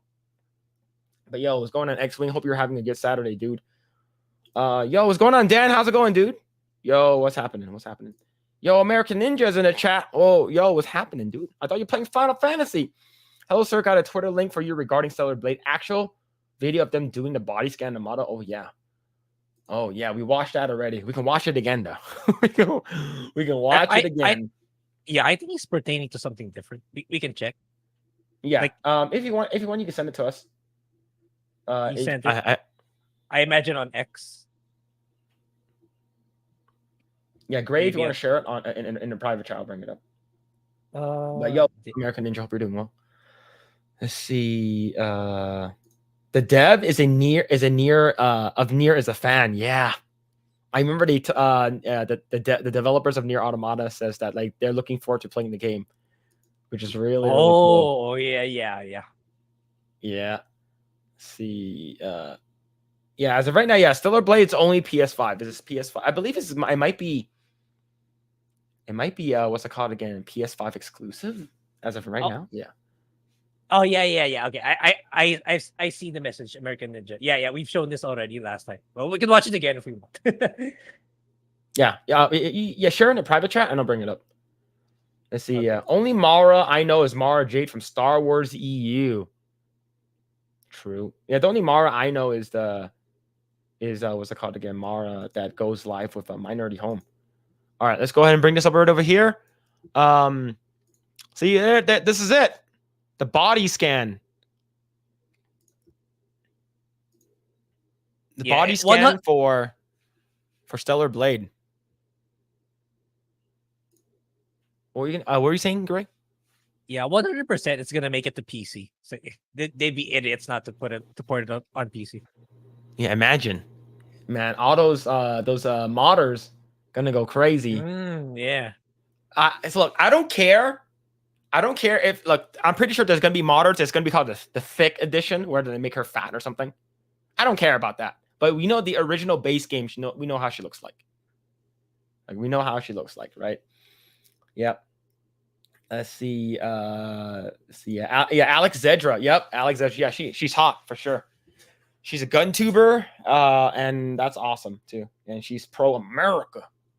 Yeah, she's a gamer too. Yeah, Alex Zedra plays on Twitter and Rumble, and she also has a good following on Rumble too, which is crazy. Which is pretty cool. Yeah, it's console exclusive. It's gonna be on PC eventually. Yeah, I'm pretty sure. Yeah, nice. I want those jobs. Those guys' jobs. Yeah, the body scanners. So here's what you can do. You could be a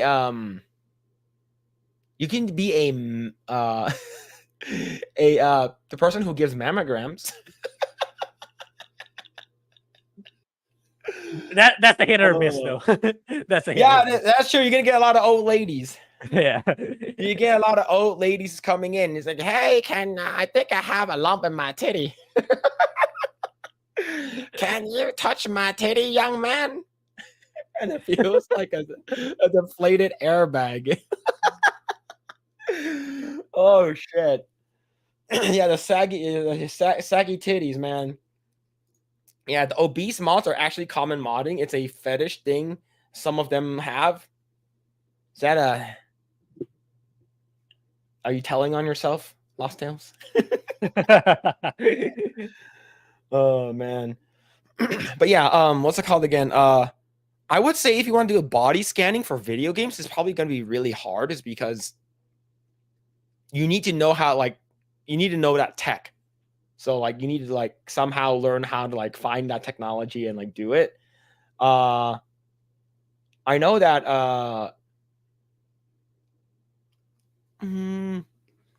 or if you want to be a what's it called again? A nurse or something like that at a at a plastic surgeon place where you see all the boobs and stuff like that. All right, chat. Enough boob talk. All right. The only talk we're gonna get more is probably about this ass shot from Bayonetta, Bayonetta and Eve from that game. But yeah, but yes. All right. Let's go ahead and talk about a different topic since we're still on video games. Grae, have you played, or anyone in the chat, have you guys played Witcher 1? Yeah, I did. I almost finished the main game, but I ended up playing another game. I think it was swamped also. I was playing so many games. But yeah, I'm looking forward to the remake, because like the old one is too janky to play nowadays. I wouldn't recommend it, even though unless you're a really, really dedicated fan of the Witcher universe. That's the only time I recommend it. But for other people, I would just wait for the remake. So the only Witcher game that I played is Witcher 3, The Wild Hunt. I did not even play the DLCs, which I heard they're even better than the actual like main game. Now, this is me coming fresh off of what's it called again? Blood Origin. So I watched season 1 of The Witcher. I watched season 2 of The Witcher. I did not watch season 3 of The Witcher. And I watched Blood Origin for Project Eggroll. Season 1 was probably the best one, but it's still not even remotely comparable to how great the game was. I really, really enjoyed the game. Unfortunately, like my Persona 5 playthrough, I tried to romance both the girls. And in the end, they're like, oh, let's go, let's talk. And then it looks like they cuffed me to the bed. I thought it was going to be a great night. And then they leave me. Just like Persona. All the girls left me. But yeah, but the thing is, I really, really enjoyed the game a lot. And hearing that they're going to be doing a remake of the Witcher 1 video game made me super, super excited. But is it, Grae, do you know if it's done by CD Projekt Red or is it done by a third-party company? As far as I know, it's a mix of both. I don't think CD Projekt will completely 100% outsource it. It's like they have some contribution or intervention, I believe. That's what I feel. Yeah. All right. So the reason why I want to talk about this comes to us from IGN, and it says The Witcher remake devs not afraid to remove aspects which are bad, outdated, and need to be remade. All right. Let's see what they're talking about. The Witcher remake developers Fool's Theory isn't afraid to change aspects of CD Projekt Red's original, which are bad, outdated, and need to be remade. Speaking to Edge Magazine via Games Radar, Fool's Theory CEO Jacob Rokos, I'm not sure how you say that last name, made clear not every part of 2007's The Witcher will appear in the highly anticipated remake. Though didn't give any specifics as to what will and what won't make the cut. First and foremost, we need to be honest, down-to-earth analysis of which parts are simply bad, outdated, and need to be remade. Fool's Theories will simultaneously be highlighting the parts that are great, should be retained, and are directed key pillars that can't be discarded. I'm assuming like CD Projekt Red is like, okay, we need these important tentpole events to happen in the game.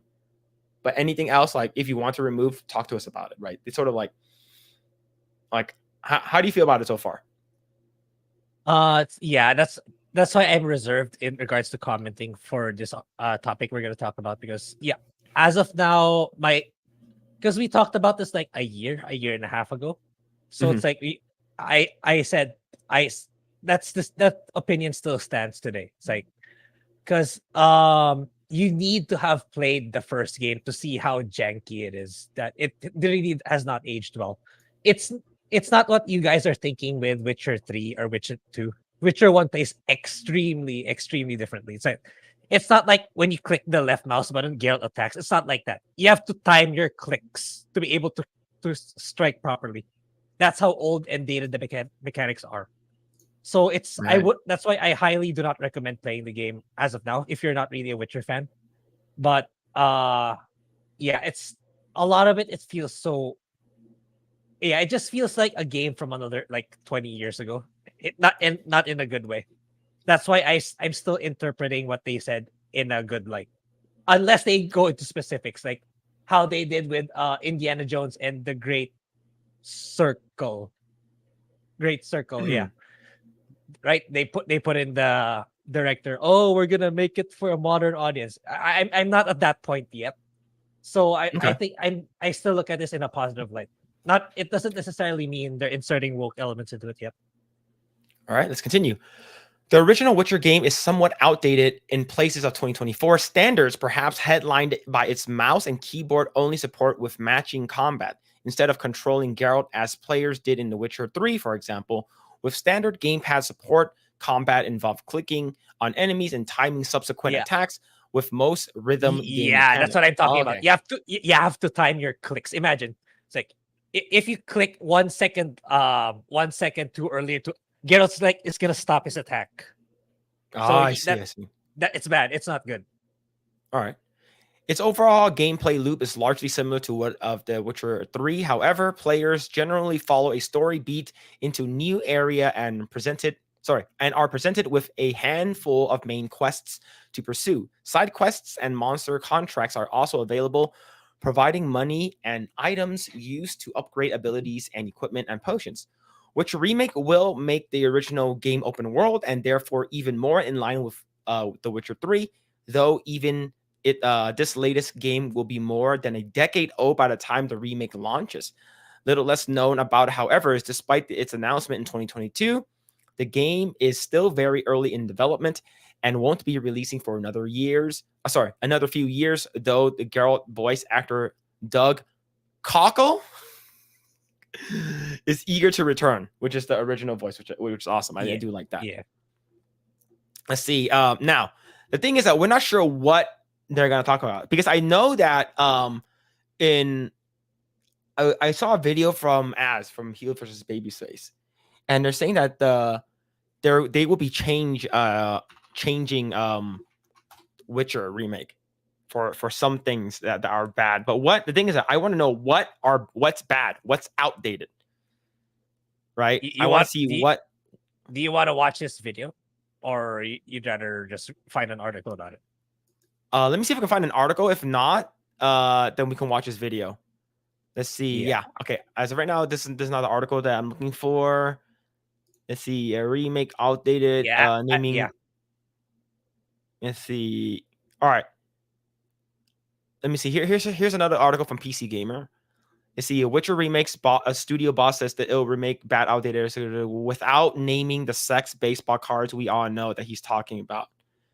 Let's see. Which one is okay, that's actually a good thing if they articulated it that way. But anyway, yeah, because like no, in Witcher 1, it's not like how it goes down in Witcher 3 and Witcher 2, where if you romance a particular female, you get your favorite sexy scene. That's not how it goes in Witcher 1.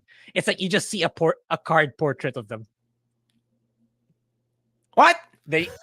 Yeah. You don't. It's like they leave it to your imagination how it goes down. So it's not that. As I said, there's a lot of things that can use some modernization in a good way for Witcher 1. All right then. Let's go ahead and actually watch Az's video. Okay. Sure. All right, chat. We're gonna watch Az's video to see what he's talking about. Because he talked about it, and I was like, okay, I want to find articles first before I actually like get too into it. Yeah, it's like, and I know it's so easy to get into, oh, this game's gonna be woke, but I need more details first before I actually agree that it's gonna be a shit show. All right, this is from 3 days ago. Okay, let me bring this up. So if you guys haven't already done so, please go ahead and subscribe to Az from Heel versus Babyface. He does not need our support because this guy's a Giga Chad and he's lost a ton of weight. He looks really good. I'm not gay, but he's looking really good compared to like last year. This time he's working out a lot, which is really cool. All right, so go ahead. I'm going to like this. I'm already subscribed. All right, let's go ahead and watch this video from Heel versus Babyface. Let's see what he has to say. That's remaking the 2007 Witcher game have said that they are removing outdated parts of the original game. Is this going to spell disaster for the remake, or is it something else entirely? Let's go into it, shall we? Hi everyone, it's Az here from Heel vs Babyface. Wow, Az, you're really spoiling us. 3 whole videos in January? Please, calm down. All right. It wasn't gay until I said it. Maybe in February there'll be 4. Anywho, the 2007 Witcher game was very much beloved and spawned, of course, 2 amazing sequels. However, there is no denying that its gameplay compared to the other 2 is significantly lacking. So when it was announced that there we go. Remake the 2007 original, there was great anticipation from its audience, especially after the absolute mega hit that was The Witcher 3. However, CD Projekt Red have taken a different direction for the company, which for me isn't conducive for gamers. My name is Piotr Nielubowicz. I'm a member of the board and CFO at CD Projekt. Yes, how you diddly-doodling there? I'm also personally involved in a range of environmental, social, and governance initiatives, ESG for short. Have you ever shoved? Oh no. Oh no. Okay. Oh no. Okay. The case is building up. Okay. I can't deny that. That acronym, man. That acronym. You gotta love that acronym. But okay, let's. All right, let's see. Let's see what the great Silverback has to say. Shoved anything in your own ass? Of course. Duh. ESG or DIE, the company killer. However, it's not CG Projekt Red that is actually remaking the first Witcher game, but we will be circling back to them later on in the video. The company is actually called Rebel Wolves and is comprised of former CD Projekt Red employees. However, this title initially doesn't fill you full of a lot of confidence. The Witcher Remake studio is removing outdated parts of the original game. Bloody hell, Nora, do you know what that sounds like? Current fucking day!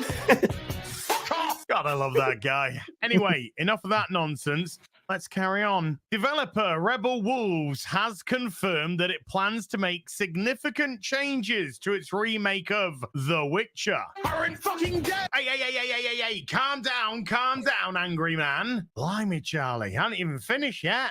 The remake of the 2007 title was announced back in 2022 and will be helmed by a crew of CD Projekt Red veterans who said in a recent interview with Edge that a multitude of elements of the classic role-playing game need to be addressed for the remake to work.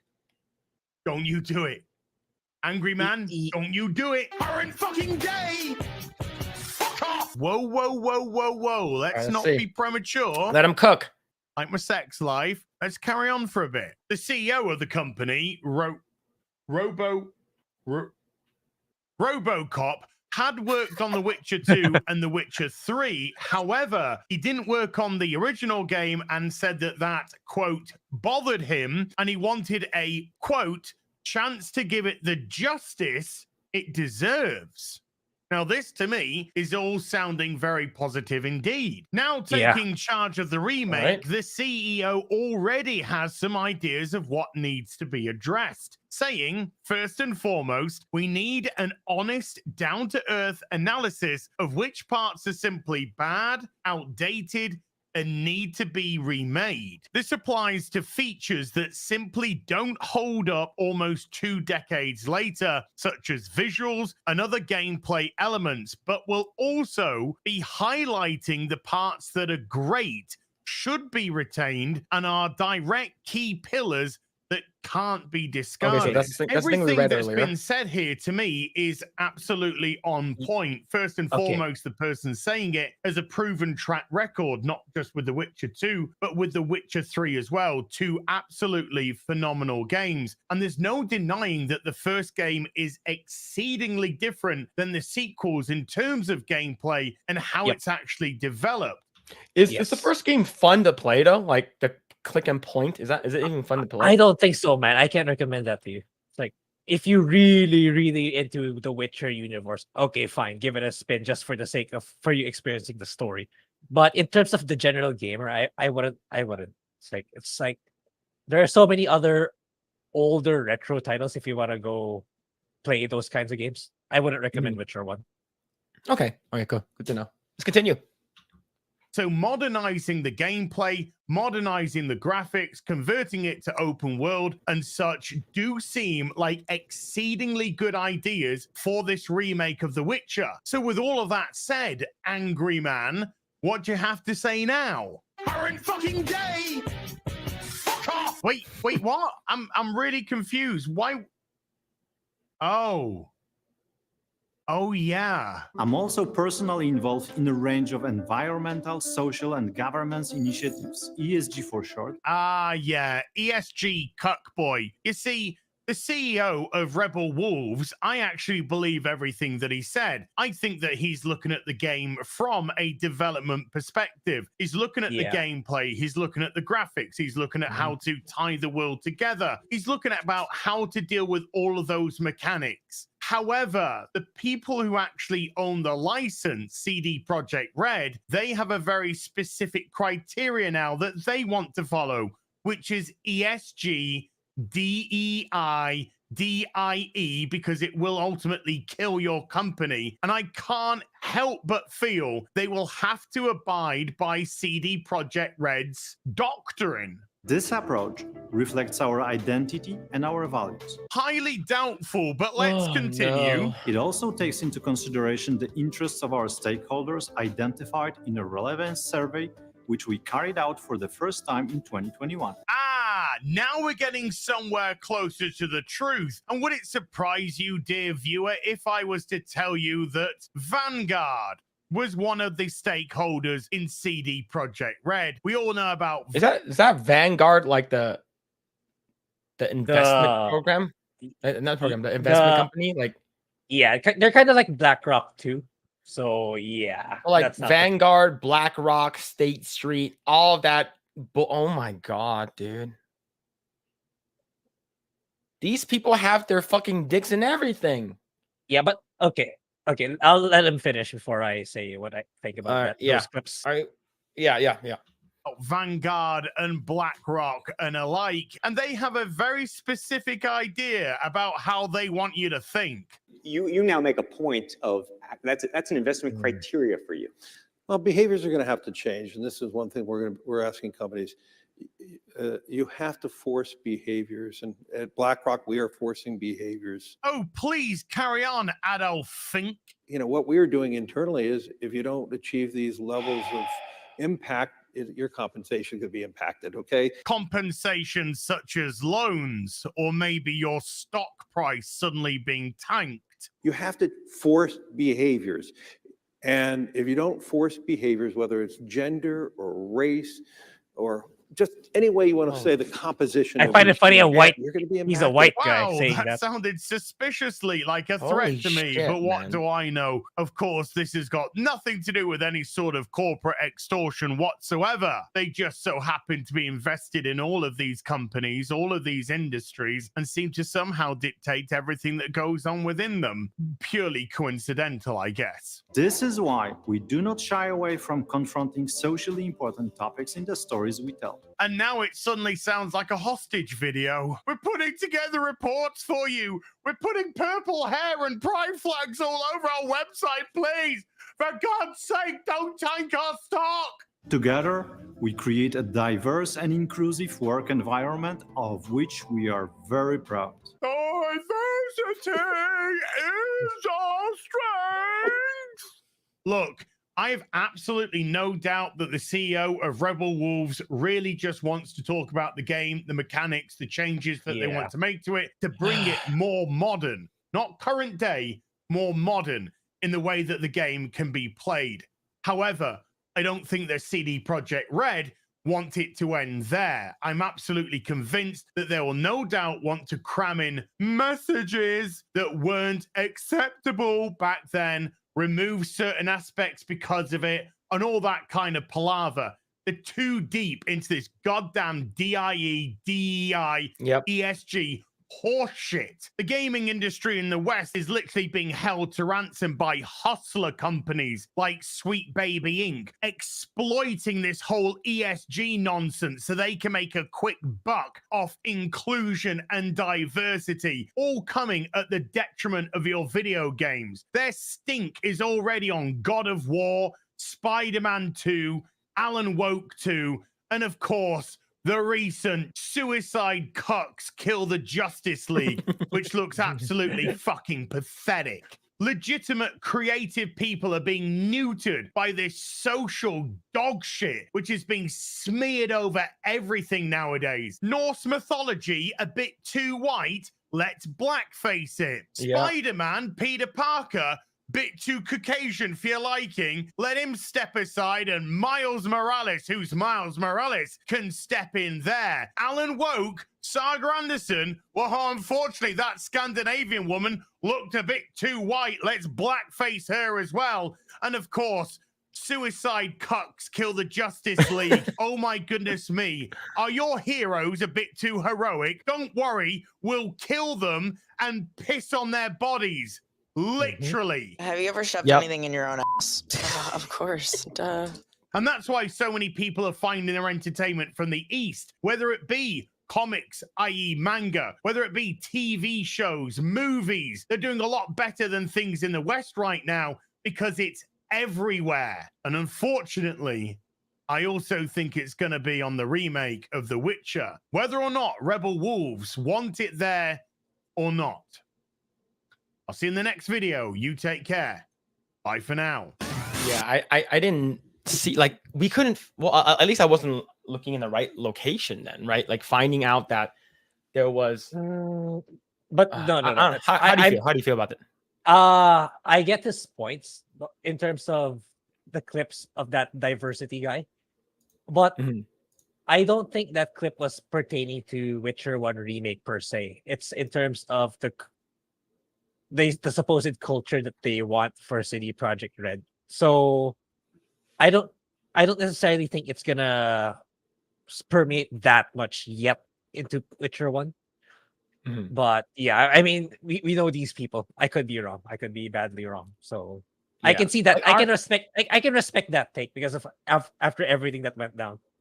Yeah. All Like, all our video games, all our TV shows. It's just I can see why. I can hope, like, I think along with a lot of people, like, we can only hope that we are wrong and that the game is actually, they're just making it open world. They're adding controller function, and excuse me, and they're adding you're not clicking and pointing. You're just making the game more modern and not the messaging and the gameplay more whatever bullshit, like making it more DEI bullshit. But yeah, I'm gonna go ahead and share that video. Share the video in the chat. So if you guys want to go check out the video, go and check it out. And if you guys want to follow him, go ahead and follow him. It's pretty sure you guys are already following him. But yeah, man, I'm hesitant, and the fact that yeah, you have the fucking BlackRock people are like, oh, we got to make sure that, like, you got to be inclusive and bullshit, that kind of stuff. But right? that to be fair, that clip has been around for like I think a year already. I know I saw that video a long time ago. So and I know I know someone in our comments said BlackRock started laying off people now too. So maybe maybe they'll cut back a little on that ESG money. Maybe they're not woke enough. Well, then they'll end up firing more people. But yeah, it's like I always wanted to do some research on the board of directors of BlackRock, Vanguard. I just want to see how many white people are in it. It's like, are you following your ESG matrix? Like 20% of the board director has to be black, 20% has to be Hispanic. If not, then why are you imposing these on these other companies then? Like if there's no black guy in the board of directors, yeah, you guys are just as complicit. Why are you enforcing these fake beliefs onto other companies if you guys yourselves don't even follow it in your own board of directors? Yeah. Like it's gonna be so hypocritical if the entire board of directors are all white people. Right? I don't know. I can see it happening. I can see it happening. Yeah, it's like we have to be super diverse, all right? And then everyone is a white. Everyone in the board of directors of BlackRock is actually white. It's like I don't know the composition of the board of BlackRock. I couldn't be bothered, honestly. But if I really wanted to bash these companies doing these ESG, that's how I would probably frame it. Yeah. That sucks. Well, it is what it is. All right, let's go ahead and read some comments, see what the chat's saying. Let's see. Lost Tale says, I like the mechanics, Grae. Stop raining on my Witcher 1 parade. Says Lost Tales. Yeah. Yep. Let's see. Just JK says they want to get rid of the sex cards from the original game. They should leave the sex cards in there, but if they can actually turn those sex cards into QTEs, QTE moments, maybe sex scene moments in the game, I think I'm all for it. I see. Just JK said that they also want to update the combat system, so it's similar to the one from Witcher 3. If that's the case, if that's all they're doing and also making it an open world, then I think I'm fine with it. Yeah, that's for now. For now, that is still meant. It's like you don't see that director in the camera say, "Oh, it's our opportunity to bring it to a modern audience." That's the part where I'm gonna become really skeptical already. Mm-hmm. Unless they're not gonna do that, but it is in there, right? And then Az will make another rant video. Pronouns, Fucking pronouns. Like The Witcher, and it's like, hi, my name is Yennefer, and my pronouns are. That shit will piss me off, man. You love Az? Yeah, Az is awesome. I was able to talk to him. No, I wasn't talking to him directly, but like, I think what's it called again? When Eggroll hit 20,000 subscribers on YouTube, like she sent me an invite for her birthday, and not her birthday, her stream. She was doing like a celebration, like a shit ton of people were in there.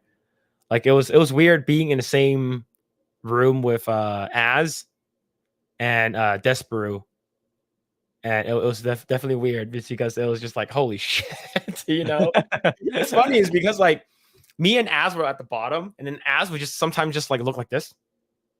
I think he's looking at me. He's like, "Who the fuck is this Chinese piece of shit?" He kept looking over, and he's like, I know he's probably looking at his room, not actually like pretending like he's looking at me. But yeah, man, very intimidating for sure. Being in the same live stream as those giants. Let's see. Sigma says, as Rand should have been have a progress bar. I think it should. Like once it reaches a certain bar, like he just, oh no, the ass is about to pop off. Let's go and check out his channel. Let's see. Midnight Mike says, just for As mental health, I hope Final Fantasy VII game is good. I believe he's also playing the game too. Yeah. I would think if there are, as we talked about 2 weeks ago, like it's not gonna be at a incredibly severe game crippling level yet. That's what I think. Yet, but I don't know. I hope Square can just like sign off of Sweet Baby and all the companies that they're working with to introduce woke elements to their game. Yeah, I do know that the game has like in terms of remake, we're talking about remake in general, right? FF7 remake, they do have a character that's in there that's extremely flamboyant, dances with you, right? But I don't think it takes away from the game. Like it's not detrimental to the game. Where it's not changes everything. It's not Suicide Squad levels. You mean? Yeah. It's like you meet Andrea Rodea, who's the owner of the Honeybee Inn, and the thing is that if the game did had a shit ton of like DEI and like ESG bullshit in there, then they would have toned down on a lot of the provocative sexuality stuff that's in the game. Like the Honeybee Inn would have been censored completely. Yeah, I think Tifa's outfit would be more reserved, even with the remake now. Her appearance in the remake compared to the OG. So I've been playing the remake for since Tuesday. So I just finished on day one. If you finish all the side quests with Tifa, she asks you to go on a date, right? Mm-hmm. And the original 3 selections you got was mature, sporty, and exotic. They changed it, and I didn't know until I played it again. It's refined, sporty, and exotic. I'm like, why did they change that? That's something so small to change, right? Maybe mature sounds like too like sexy. You know, like it's a mature game, right? So we got to make it sexy. I don't know, but we ended up going with refined. So she'll be wearing her blue sexy outfit. Let's see. Hold on. Let me see. Let me see if I can find that. That thing we're talking about. But yeah, it's the blue dress. Let me show you the blue dress that we're going to be getting.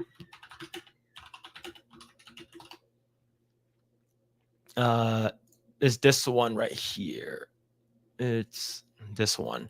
Yeah, like if Sweet Baby was in charge of it, we might not be getting this dress over here. But the thing is that they did nerf her a lot, so we'll see. We'll see how she's gonna look like. I believe there's gonna be more costumes and stuff like that in Rebirth. So I don't know. Let's see. Let's continue. Let's see. Lost Tale says ESG is beautiful. I'm so glad these companies are making videos and letting us know that they are willing to crash and burn their IPs. It will sure save us money. Absolutely. Like I just go to the Sweet Baby Inc. to see like what company they're working for. No, I'm not. What company you're going to be doing, right? Let's see. Can continue. Let's see. Midnight Mike says Disney say the same thing and their board is all white. Oh, what do you know? I wouldn't be surprised if BlackRock is the same. Or Vanguard is the same. Maybe we should look at it actually. BlackRock board of directors. Yeah, let's see. Matthew Rive says, hate that you guys couldn't make it to MegaCon. Maybe I'll meet you both one day at Vegas. Yeah, I'll probably be going to the Vegas one. I'm not sure if Grae is going to be going to the Vegas one this year. Yeah, MegaCon thing was like it was basically yesterday, today, and tomorrow. And like I had stuff that I needed to do, like get ready for like Chinese New Year and I had to get my son a bunch of his stuff ready. And we have like family that's in town, so like I wasn't able to go to MegaCon. Yeah, MegaCon was crazy. Like just looking at the stuff from it, it's crazy. Yeah. Let's see. Mob says that there's 2 person of color on the board of directors on Vanguard. Only 2? That's not enough. You need more black people and Hispanics in there, so you got to remove the white people. Yep. There you go. That if you want to implement that system, you got to practice it, man. You got to live up to it. Yeah. Let's see. Big Z Video Game says, I've played a few games with really flamboyant characters. So Yeez and 9DQ Dragon Quest, and I'm assuming that's 9 and 11. Yeah. For sure. Oh, Dragon Quest 11. Yeah. You have one character that's kinda. I've only played Ys 8. I have not played 9, so I'll probably play 9 at some point in the future. Yep. Let's see. Follows up with, I think Borderlands 2 and pre-sequel made their flamboyant characters too much. So here's the thing. The only flamboyant character that I really, really liked was the character that Chris Tucker played in Fifth Element. Grae, did you watch Fifth Element? That's part of the backlog, right? You asked me before. I said no, but everyone said you should. Fifth Element is so good, man. And Chris Tucker, he's so funny in that one. He's so funny. It's so good.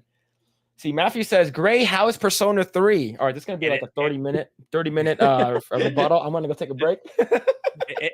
Yeah, it's incredibly good. I'm loving it. It's like, yeah, it doesn't have the features of like portable, like the answer DLC and the female main character, but everything else is really good. The visual overhaul, the UI, the character transition, and they even added new features to the gameplay, both non-combat and combat.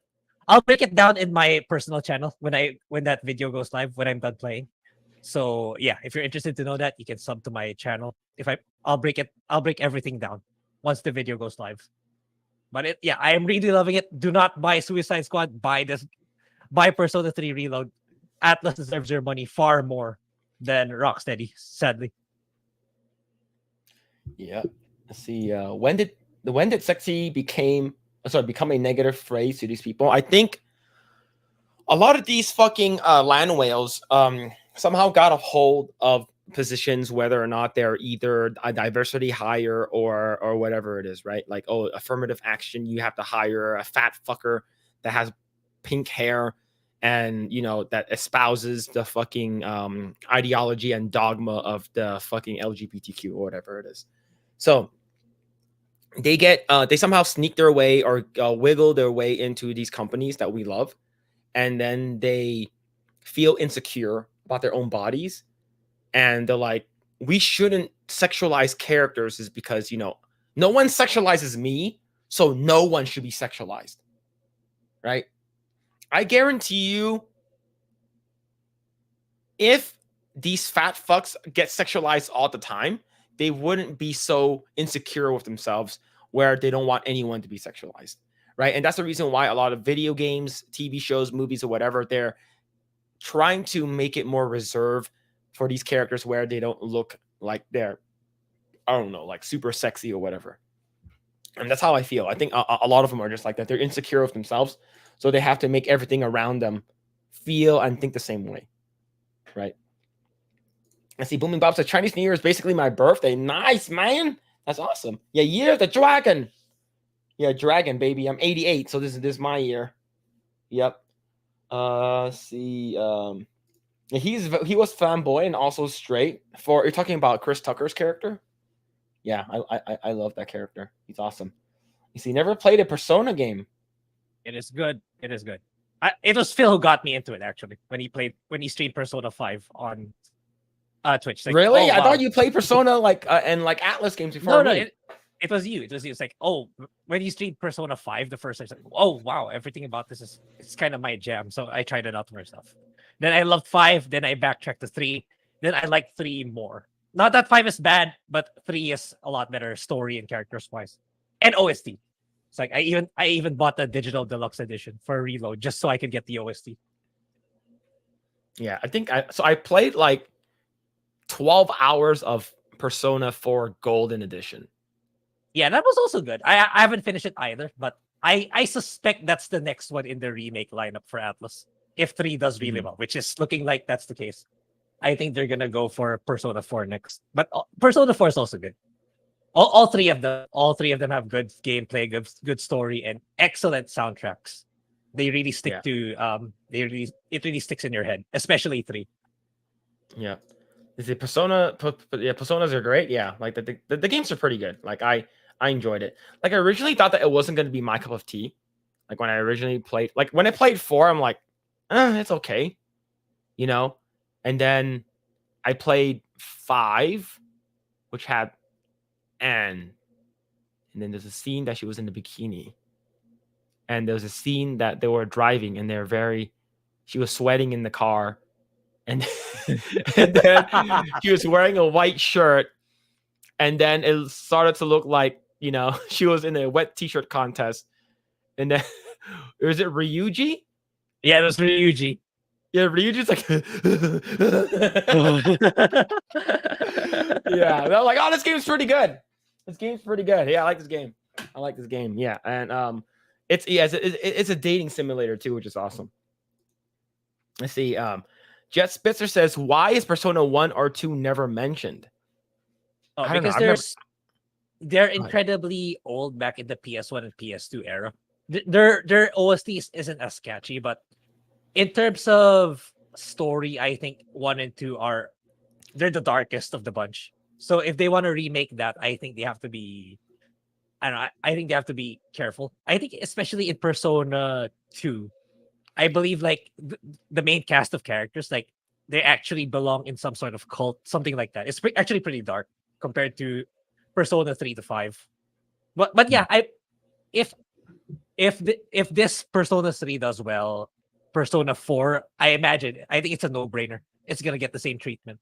If those two do well, I imagine they're gonna backtrack to those 2 games as well, which will be a massive, because like it's really extremely different from their previous games, kind of like as drastic as FF7. Yeah. Let's see. Big Z Video Games from Rumble says, I like JRPGs, but couldn't get into Persona 5 very much. If you have Game Pass, Big Z, I would recommend you give 3 a shot. If you're pertaining to the story, 3 does it better significantly, in my opinion. Because like Persona 5, my problem with it is like since the central theme is about corruption and excessive power, a lot of the villains tend to have their exposition way too long. They do too much explaining on how evil they are, so which ends up making it a little off in the writing, which Persona 3 doesn't have. Persona 3 does it better, in my opinion. Yeah. All right. Let's see. So it's like same as Dragon Quest. Yeah, Dragon Quest has been out for a long time. A long time, and it's still going. See, Midnight Mike says, I love to see Xenogears get the same treatment as Star Ocean second story treatment. Yeah, Star Ocean second story was my game of the year last year. Because like, given how much changes they made to that game, it's really I made a video of it in my main channel. So yeah, I was gushing about it basically the entire time. So I imagine it's gonna be the same thing with Persona 3 Reload. So cool. Xenogears is super underrated. It's like I think it got overridden by Xenoblade Chronicles. People expect Xenoblade now, not really a remake of Xenogears, which is a shame. I played Xenogears when I had it on PS1. It's a long time ago. Yeah, long time ago. It never re-released ever since. It's like you can get it on the PS Store, but it's still the PS1 version. Yeah. All right, let's see. Xenogears is my favorite Square game ever. Man, yeah, I like the main character. He looked cool. He had like a long He's hair. Asian. He's Asian. I wonder if he has a podcast. All right, so let's go and sidetrack a little bit to Madam Web. So I was scrolling through. I wasn't going to bring this up and talk about it, but I do have to talk about it now because I'm a little sad. But it makes sense since it's coming from Marvel, and makes me sad. But this comes from Cosmic Book News. And it says, Madam Web rating confirms no nudity. It's over. Oh, you wasted Sydney Sweeney, man. Yeah, you wasted her. Like, I don't Yeah. really care too much about Dakota Johnson, but Sydney Sweeney, Yeah, wasted at least, character. at least leave her some cleavage, man. That's where she shines the most. If you catch my Yep. drift. Dakota Johnson as the titular character, Sydney Sweeney as Spider-Woman, Celeste O'Connor as Spider-Woman or Spider-Girl, and Isabella Merced also plays a version of Spider-Girl. Sorry, fanboys. Unfortunately, this isn't the 50 Shades of Grey of Madam Web, as the official rating for the flick has been revealed by the Motion Picture Association. The MPAA has revealed the ratings for the Madam Web movie will be rated PG-13, violence and language, not even a little bit cleavage. Yeah, not even like at least the first movie of Spider-Man with the upside down kiss had some pokies and some cleavage with Mary Jane, but not even a little.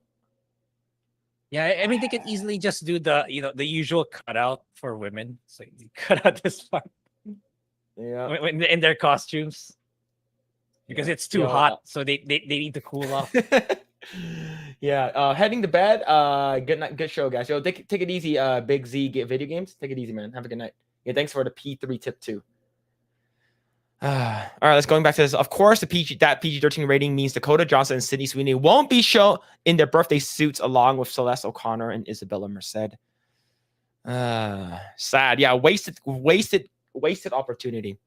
Dakota Johnson is known for bearing it all in 50 Shades of Grey movie, and Sydney Sweeney has more than a few nude scenes in her projects, HBO's Euphoria and Voyeurs and Anybody But You. Madam Web releases. Oh, it's coming out in 2 weeks. Oh no. We might have to watch it. By then maybe I'm almost done with P3, but fine. I'll set aside some time. But yeah, I still have my Grand Blue game hasn't even arrived yet, or I haven't even paid for it yet. Yep. I'm loaded this month. No, I don't care anymore. I don't care what the movie's about. I really don't. Yep. Unfortunate, man. Unfortunate assets are covered. This movie's gonna suck. Oh man. I remember there was a scene, I think I mentioned it before. It was in Family Guy where it's like where it was like Winona Ryder or something like that. And then it's like Winona Ryder trying to act in like what's it called again?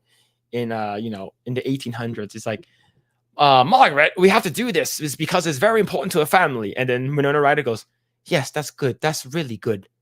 And then the guy goes, oh my God, can we get a different actress? She's so bad. She can't act. She can't do anything. Unless it's like a nude scene or anything. There's going to be a nude scene. Oh, all right. We have ourselves a movie. Oh man. This movie's going to suck ass now, chat room. Oh man. All right. Let's actually go to something a little bit weird. And we did get a lot of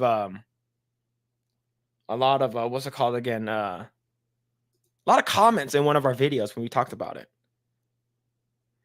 And Grae, do you remember a couple what was it, like 3, 4, maybe 5 months ago? We talked about Black Jesus and the Black Israelites. Yep. Yeah, so I guess there's a review out for it already. I'm not sure if the movie was out now, but I believe it's a movie that, if I'm not mistaken, Jay-Z wrote or like executive produced or something like that. I'm not sure. But Grae, since you were the one who's been reading most of the comments in that video segment that we did a while ago, what were the people's consensus of our take on it? Yeah, I'm not sure with the like or dislike ratio. I think it's still at the 50-50 range. A lot of them were like shooting us that, oh yeah, my shitty podcast. Oh, you one day you'll get what you deserve. Oh, you just want to be white. It's like it's the same thing over. Then all those different Bible quotes that you see, it's probably in there, but nobody gives a crap about. But yeah, it's like we just wanted to point out that ESG is all over these shows, even in things in the past or facts about the past, and it attracted this whole spectrum of fanatics people who adhere to the Bible word for word. So yeah, they were going along the argument that, oh, he was really black, but I mean, yeah, I mean, we know he's not white, we know he's not a Caucasian, okay. We know there was never really Matthew, Mark, Luke, and John in the Middle East. Okay, those at least those weren't their real names. But yeah, at least for our part's sake, we know he's brown. Okay, he's not white, and I don't want to go dig up source material or historical facts. That's not what we're here for. But the point is, ESG is seeping in even into it's even trying to erase history. That was our point. Yeah, we don't want to get so technical about the actual skin color of Jesus. But yeah. Like, here's the thing though. Here's the thing. Typically, if you're white, your foreskin's a little darker. So if you're a brown, is your foreskin black?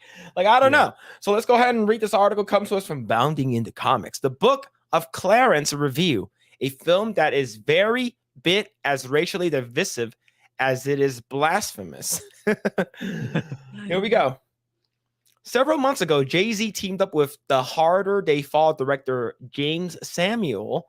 That's a weird name to spell, James. To produce The Book of Clarence, a project that is very bit racially divisive as it is blasphemous. Most of the people watching this have probably never heard of the 5% Nation of Islam or the Nation of Islam itself. While you should consider that a good thing, the reality is that this particular ideology was responsible for the overwhelming majority of race division in the United States of America today. Imagine growing up and believing that Christianity is the religion of the white man, aka the slave owner. This will leave some jaded and hateful feelings about Jesus Christ as a savior of the world. Now, imagine adding those jaded feelings to ridiculous beliefs such as God being a black man and the black man being God, the white people being the devil's offspring of a failed black scientist. Is that really in the movie?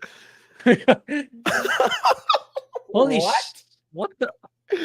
Now, imagine Sony giving those racist beliefs a $40 million budget, and this is how we get the Book of My God.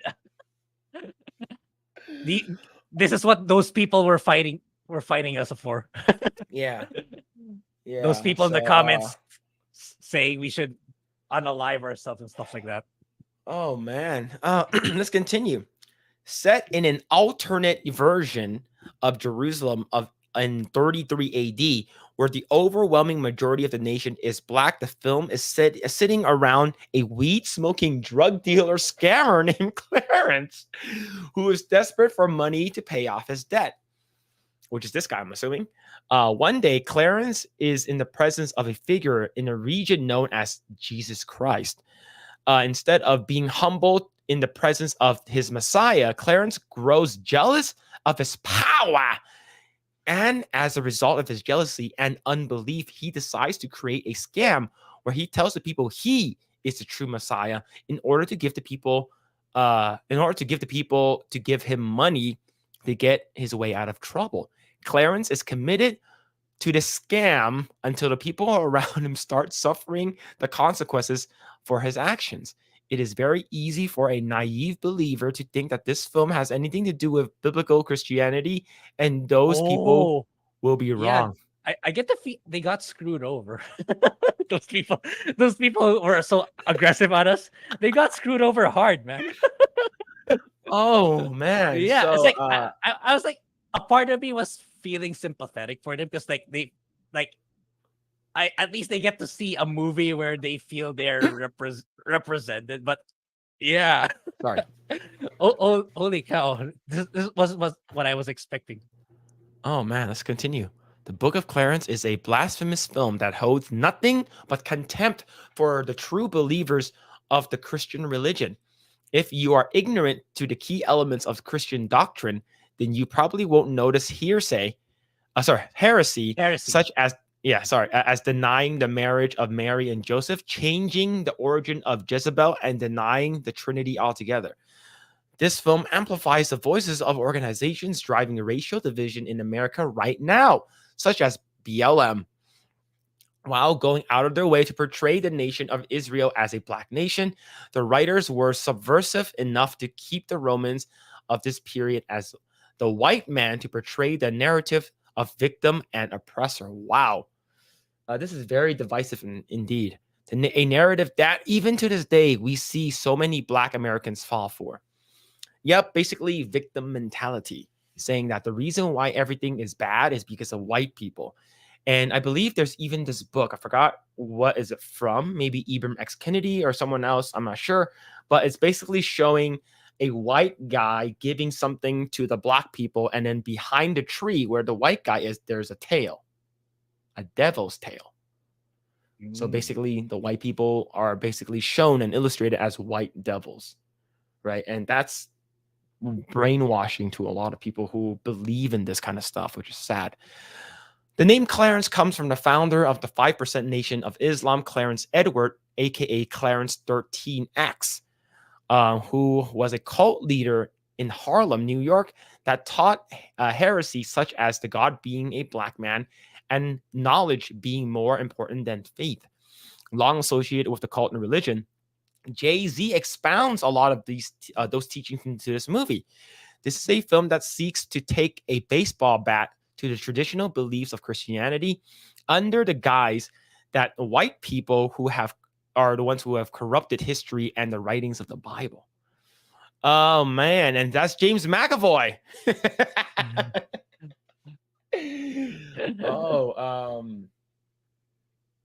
Yeah, before we continue, what do you think, man? I don't. What do you think? All those people who were vicious at us I don't think this was the movie that they were expecting either. Well, maybe some of them are because of how crazy the comments are. But yeah, it's like I don't think this movie helps their case. Like whatever historical facts that they believe are actually true. I don't think this movie is helping their case. It's like this is like it clearly reeks of agenda. It's clearly trying to divide people, or maybe it's cult funded. I don't know. Maybe that's where Jay-Z got the money. But yeah, not looking good. Yeah. Let's continue. Let's see. By tearing down those who the filmmakers believe is the white Jesus and replacing him with the prophet known as Clarence, to the point where it denies the death, burial, and resurrection of Jesus Christ himself, the Book of Clarence goes full-fledged blasphemy in the third act. In reality, there's no way you can take a heretic seriously, especially one who tries to speak on biblical truth when deep in their heart they know that they have nothing but hatred and contempt for their fellow men, a mindset that is completely antithetical to the teachings of Christ. But as a wise man once said, God who will not be mocked. And it's pretty fitting that a film with a $40 million budget couldn't even get $3 million at the box office. Well, see, here's the thing. This movie failed because the black people didn't show up. Yeah, where were you guys? The guys who attacked us in the comments. Where were you guys? Why didn't you watch this movie? All 40 of you in our comments attacking us for being supremacists and wishing that we were white. Why didn't you guys go multiple times to the box, to the theater and watch this movie? Huh? Yeah. The reason why this movie failed, it was you. Yeah. Why didn't you support it? True. The Book of Clarence is a film that is going to be applauded by people who hate what the Bible has to say, and that should tell you all there is to know about this film and who is pandering to. Look at the pros. I love the pros. You gotta love that pros, man. None. Overall score 0. Pros none. Cons: black nationalist propaganda. Terrible score. Ridiculous script. Wow. All right. I want to see if there's a Rotten Tomato score for this. I want to see if there is one. Book of Clarence. Wow, surprisingly good. Of course, Rotten Tomatoes gives it a good score though, because if you didn't vote for a good score, then you ain't black. All right, look, I don't care if you like the movie or not, but this movie made no money.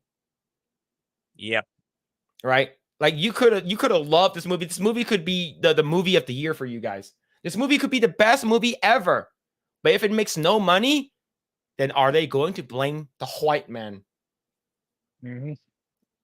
Right? Well, yeah, at least that's cult money redistributed to better deserving people. See, top critics. So it's top critics, both. It is all audience 74. Right? Let's see what the reviews say. Movie was great. Had action, romance, drama, comedy. Lakeith is an excellent actor. I thought the movie was pretty good. Had gone by the comments people before the movie came out. I would have missed a lot on provoking. Pretty bad. We actually left after 40 minutes. Don't waste your money. Movie was better than expected. Amazingly videography.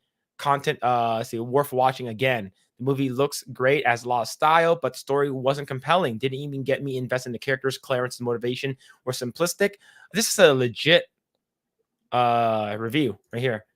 Offbeat fictional story of fake messiah during Jesus' last days. Some devout believers. So overall, the people who are on Rotten Tomatoes like it. All right. So let's see about IMDb. Let's see. Okay, Book of Clarence. Let's see what we got. Is it loading? Is my porn stopping it? Yeah, it probably is. Okay. 6 out of 10. So overall 6 out of 10. So basically it's after one day you'll forget about it. So yeah. This is going to be a segment. We're probably going to get attacked again. Yeah, probably. Below. But overall, what are your thoughts on what the review of the movie is from the what's it called again? Founding Comics. Yeah, it's not a surprise. It's like I actually thought I had low standards for it, but it's actually lower than I thought based on the writing. It's like I didn't think they would go all in on that. They would go that far. It's like I was under the impression they would at least faithfully tell what happens in the Bible, and they just made everyone laugh. That's my initial thought. But this is even worse. Mm-hmm. Like they literally try to sabotage everything, even in the writing. I don't know. It's like maybe that's what they wanted. I don't know with these people. I'm kind of confused what it is they're after. It's like if you're looking for best representation of Black people or maybe Jesus, I don't think this movie did it. I don't think this is the movie that does it. That's all I have to say. Yeah, typically the main character, the one who's playing I guess Clarence, he's usually in I guess the last couple of movies I saw him in, it's like a weird comedy. So this one I consider like a I don't know, Medea Scared Stupid, like one of those movies, right? Like one of those movies it's more catered towards Black folks. Like what's it called again? Like anything that Tyler Perry does, right? And the thing is that like usually Tyler Perry movies gets a lot of money because from the Black community, right? And if this movie didn't do well, then there's two reasons for it. First one is it wasn't marketed well at all. Yeah. I didn't even know this movie came out until there was an article about it somewhere, right?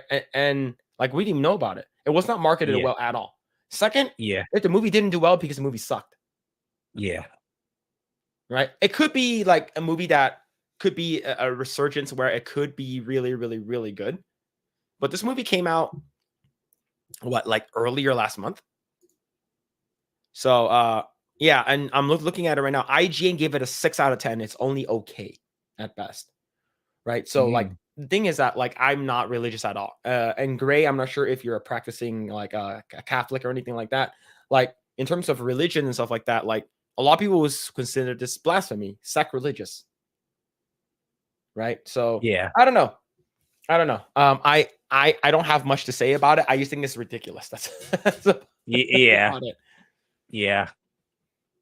Yep. All right. Let's see. What does the chat have to say about it? Let's see. Let's see. Book of Clarence sounds like a list of baby mamas.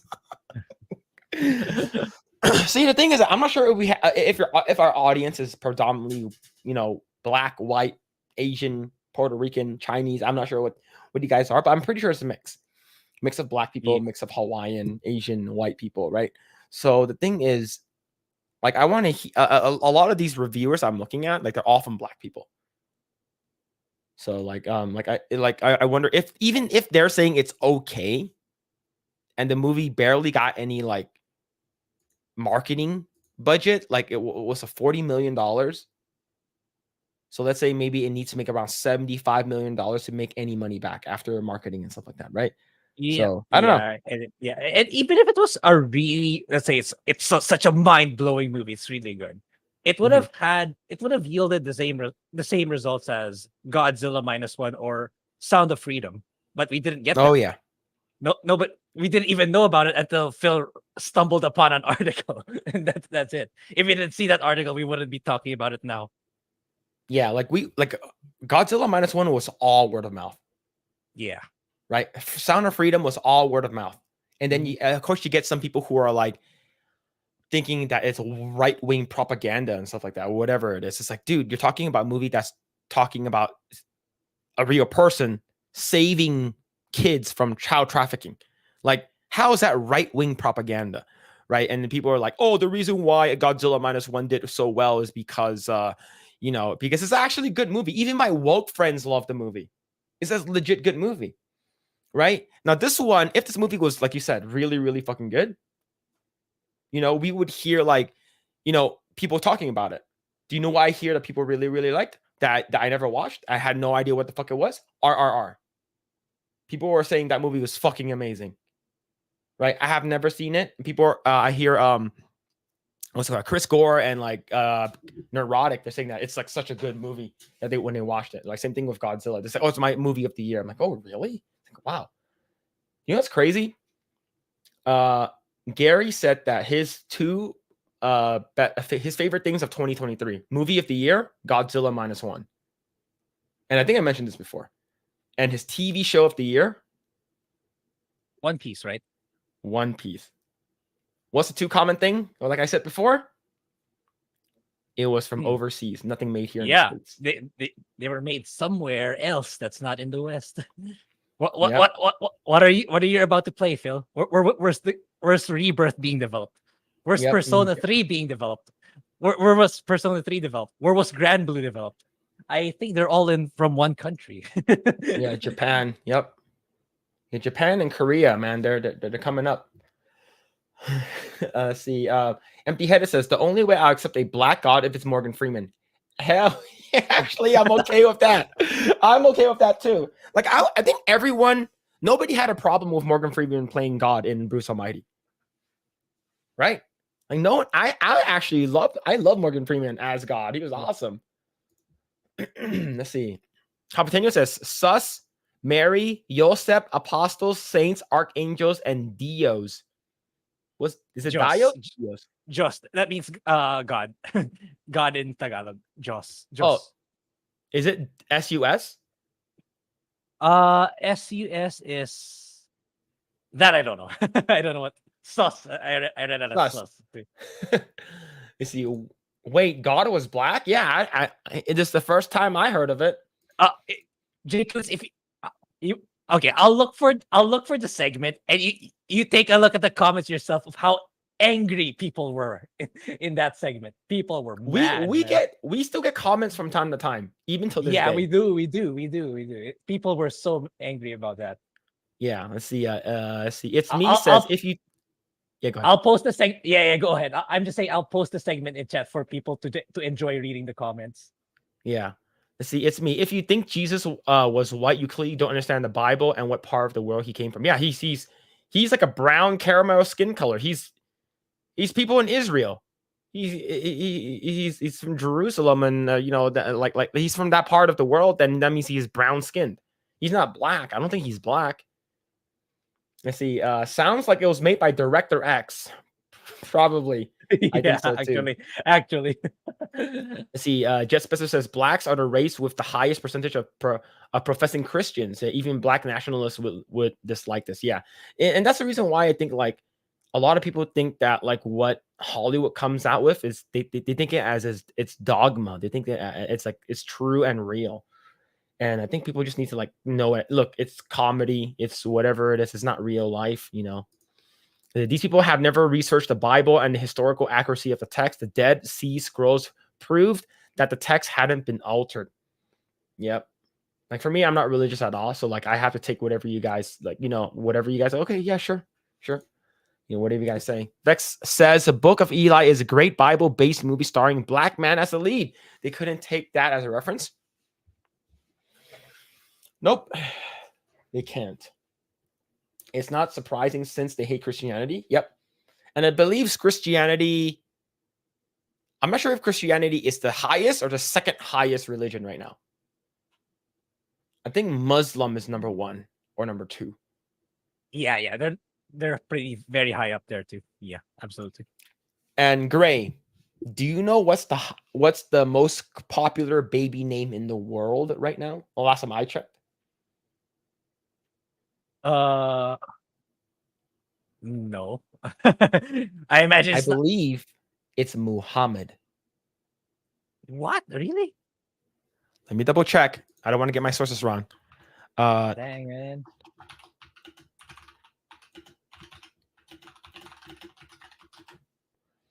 Let me see. Number 1 baby names in the world.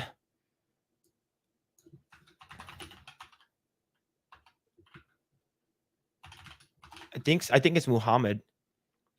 Yeah, let's see. Huffington Post. This is from a couple years ago. It says that Muhammad appears in the top 10 baby names for the first time.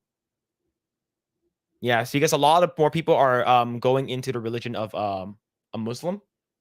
So they're naming their son after like Muhammad the prophet, which is cool. Like for me, like it is the first that is like new news. Like wow, that's completely new. But it is like the fact that the religion is completely changed now. Like the most popular religion. Yeah, I'm fine with them changing their religion. I mean, I'm fine with all that, but I'm not exactly comfortable naming your child after the God you believe in. You know? Yeah, it's like for like it doesn't sit well with me. It's like when you name your son Jesus. Yeah, right. Right. It's like no, it's Jesus. Right. That, like for me, I've only known like one Jesus my entire life. Like for me, like I don't know, like hey Buddha, what up? Oh shit. Let's see. Empty Headed says I didn't even know that this movie existed until you guys brought it up. Yeah, exactly. This movie was terribly marketed. No one knew about it. See, yeah, the funny part is when we brought it up the first time in that segment, it's like I was even joking, like, "Oh, who are they targeting next? Are they gonna make Jesus black?" That was just purely a joke out of nowhere for me, and it's actually real. It was actually a real thing, which is messed up. Yeah. Just JK says that they said that the Sound of Freedom was a QAnon conspiracy. Absolutely, right. And like we have a friend, like me and my wife, we had a friend, and her son is I think majority of Gen Zs and Gen Alphas, I believe they're more, at least Gen Zs, according to what I know, they're leaning more to be conservative or just like independent or like, you know, in the middle. They're not left leaning anymore. And how I found this out, like I didn't know it was true until I guess like their son wanted to watch Sound of Freedom because it was everywhere. There's people were talking about it, right? So it wasn't marketed well at all, but it's more word of mouth, which is great. And then their dad was like, why you want to watch that right-wing conspiracy movie? I'm just like, wow. Like, because his dad is well, at least my friend's husband, like hardcore TDS. Like, oh my God, like it's crazy. Like you cannot change his mind over anything. Like, even though you show the proof right there in his face, like he'll be like, nope, that's fake news. Where'd you get that from, huh? Yeah. Where'd you get that from? Yeah. There are people really like that. Like they just stick to their guns no matter what, despite all reason, all evidence. They're just no, not really. Yeah. calling it right-wing propagandist is really telling that what they believe with are okay with. Yep, exactly. Yeah, absolutely. Let's see. Well, Bruce Almighty was also viewed as a comedy and not claimed to be historical. Yeah, right. Yeah. The marketing. Remember the trailer? It's like they make it seem like it's like about Christ, right? Except that he's black. That was the thing. But turns out it wasn't. It's not that at all. It's kind of deceiving too in a way. But they should have marketed it as like a fictional movie then, if they were really gunning for the plot that they did, not as a. They made it seem like it's an actual movie about Jesus, but except that everyone's black. Yeah, like do you know what's funny? The guy who played Jesus Christ in Passion of the Christ, James Caviezel, also is the main character in Sound of Freedom. Oh, yep. They've been trying to cancel that guy for a long time now. Yeah, they've been trying to get rid of him. Let's see. Yo, what's going on, Argo? Hope you're doing well, man. Hope you're doing well. Let's see. Booming Bob said, last time I checked, Jesus was born in Bethlehem, which is straight in the Middle East. Yep, true. True. Let's see. I knew Jesus was black. They made a TV show about him. yeah, true. Black Jesus. Are they bringing up the Book of Clarence again? Yeah, damn, dude, what the fuck? Yeah, we're bringing that up again because there was a review for it. We want to rile them up again. Yep. My hair, yo, Phil, my hair looks good. Yeah, it's I grow it myself. Yeah, thank you. Let's see. Mostly Mexican people would name their kids Jesus. Yeah, like for me, like only like, but do they? Is it after Jesus though? You know. Yeah, Jesus is fine for me. It's like it's this significant distinguishing, but that's straight up Jesus. That's just me. Like, that's just me. Yeah. Let's see. Argo says, yeah, for me, I don't think I would name a kid Jesus because that's putting potential of terrible weight to live up to. That's just me. Yep. Well, here's the thing. If your name is Jesus and you're a pimp and then you have a bunch of followers, you have a bunch of girls who work for you. Yeah, you're bitch, you a serious pimp. Then that's okay. You have 13 followers. That's fine. Let's see. Gen Z is the most split generation. It's simultaneously the most right-leaning and also the most left-leaning at the same time, which is good, right? I actually do like that. The fact that they're doing more research themselves and not just like adhering to what they hear on TV. Gen Z males are leaning more conservatives. Girls, well, yeah, they're definitely more liberal. My mom always told me, I don't care what they tell you in school, Jesus Christ was black. Yep. That's a Netflix reference for the Cleopatra.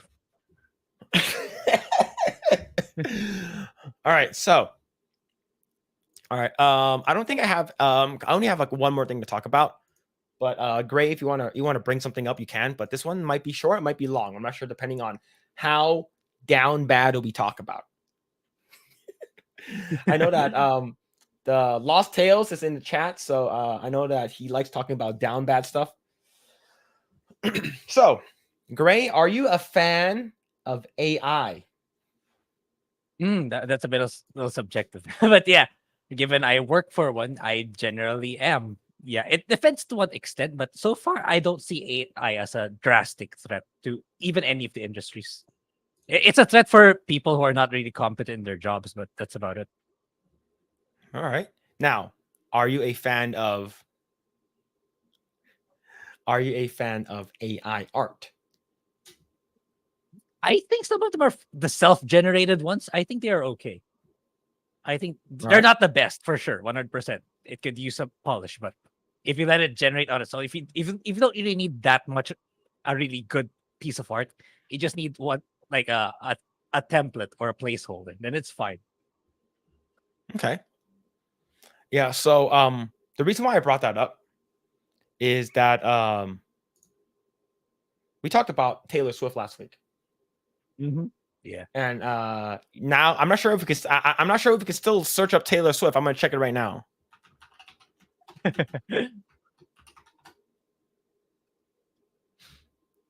We're back, boys. You can search for Taylor Swift. You can search for Taylor Swift now. Yeah, for at least for me, I can. So yeah, Taylor Swift is now available for you to search for, and I believe that this is the first time that Twitter has ever went ahead and fully blocked the search of one term. Right? It's funny that Twitch can't do that. Not Twitch. Twitter can't do that for like, CP and stuff. Right? Right? We can't do that for CP. We can't do that for anything else. But it's definitely weird that they came together and basically defended her and stuff like that. For me, I don't really fucking care about Taylor Swift too much. I know we just want to talk about it, but I guess there's a new AI that just came out. AI art. Did you hear about it? No. I believe someone here, I think it might have been Argo, someone else, dropped it in our Discord. But it's called Dignify. And then Dignify AI. So basically, there might be some semi-spicy, risque stuff, but we shouldn't get banned for these, okay? It's followed by Legal Mindset. So, good old Andrew. Hopefully we can get him on maybe in the future, but let's go out and look at some of the stuff that they're doing. I'm not sure what that is. That's what they're doing. They're doing the right or the left? The right. They're doing the right. So they're taking something that's like Coomer images and making him dignified. How do you feel about this?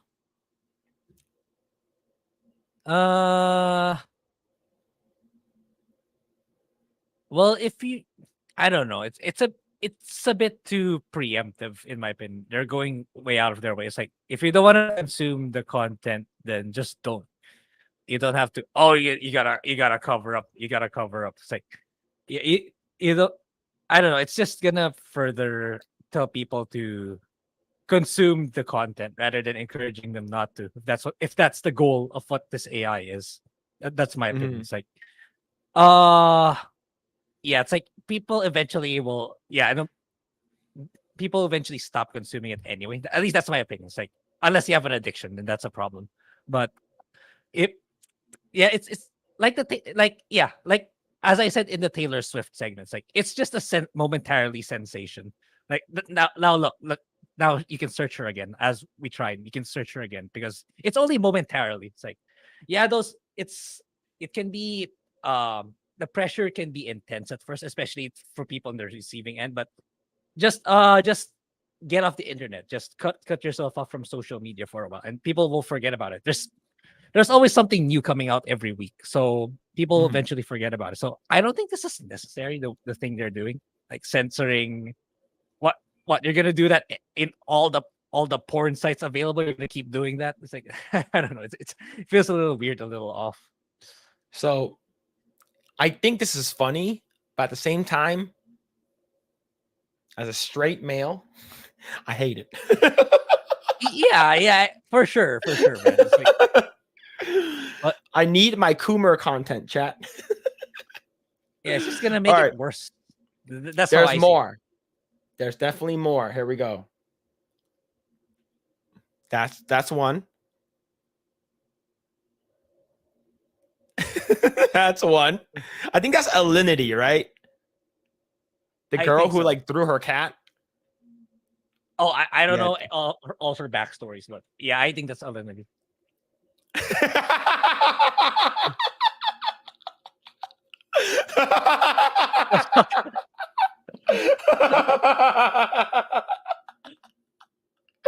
Oh shit, man.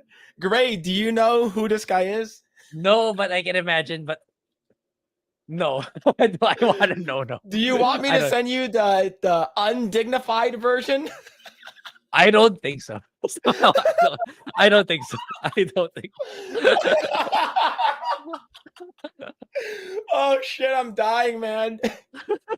Oh god damn. I can.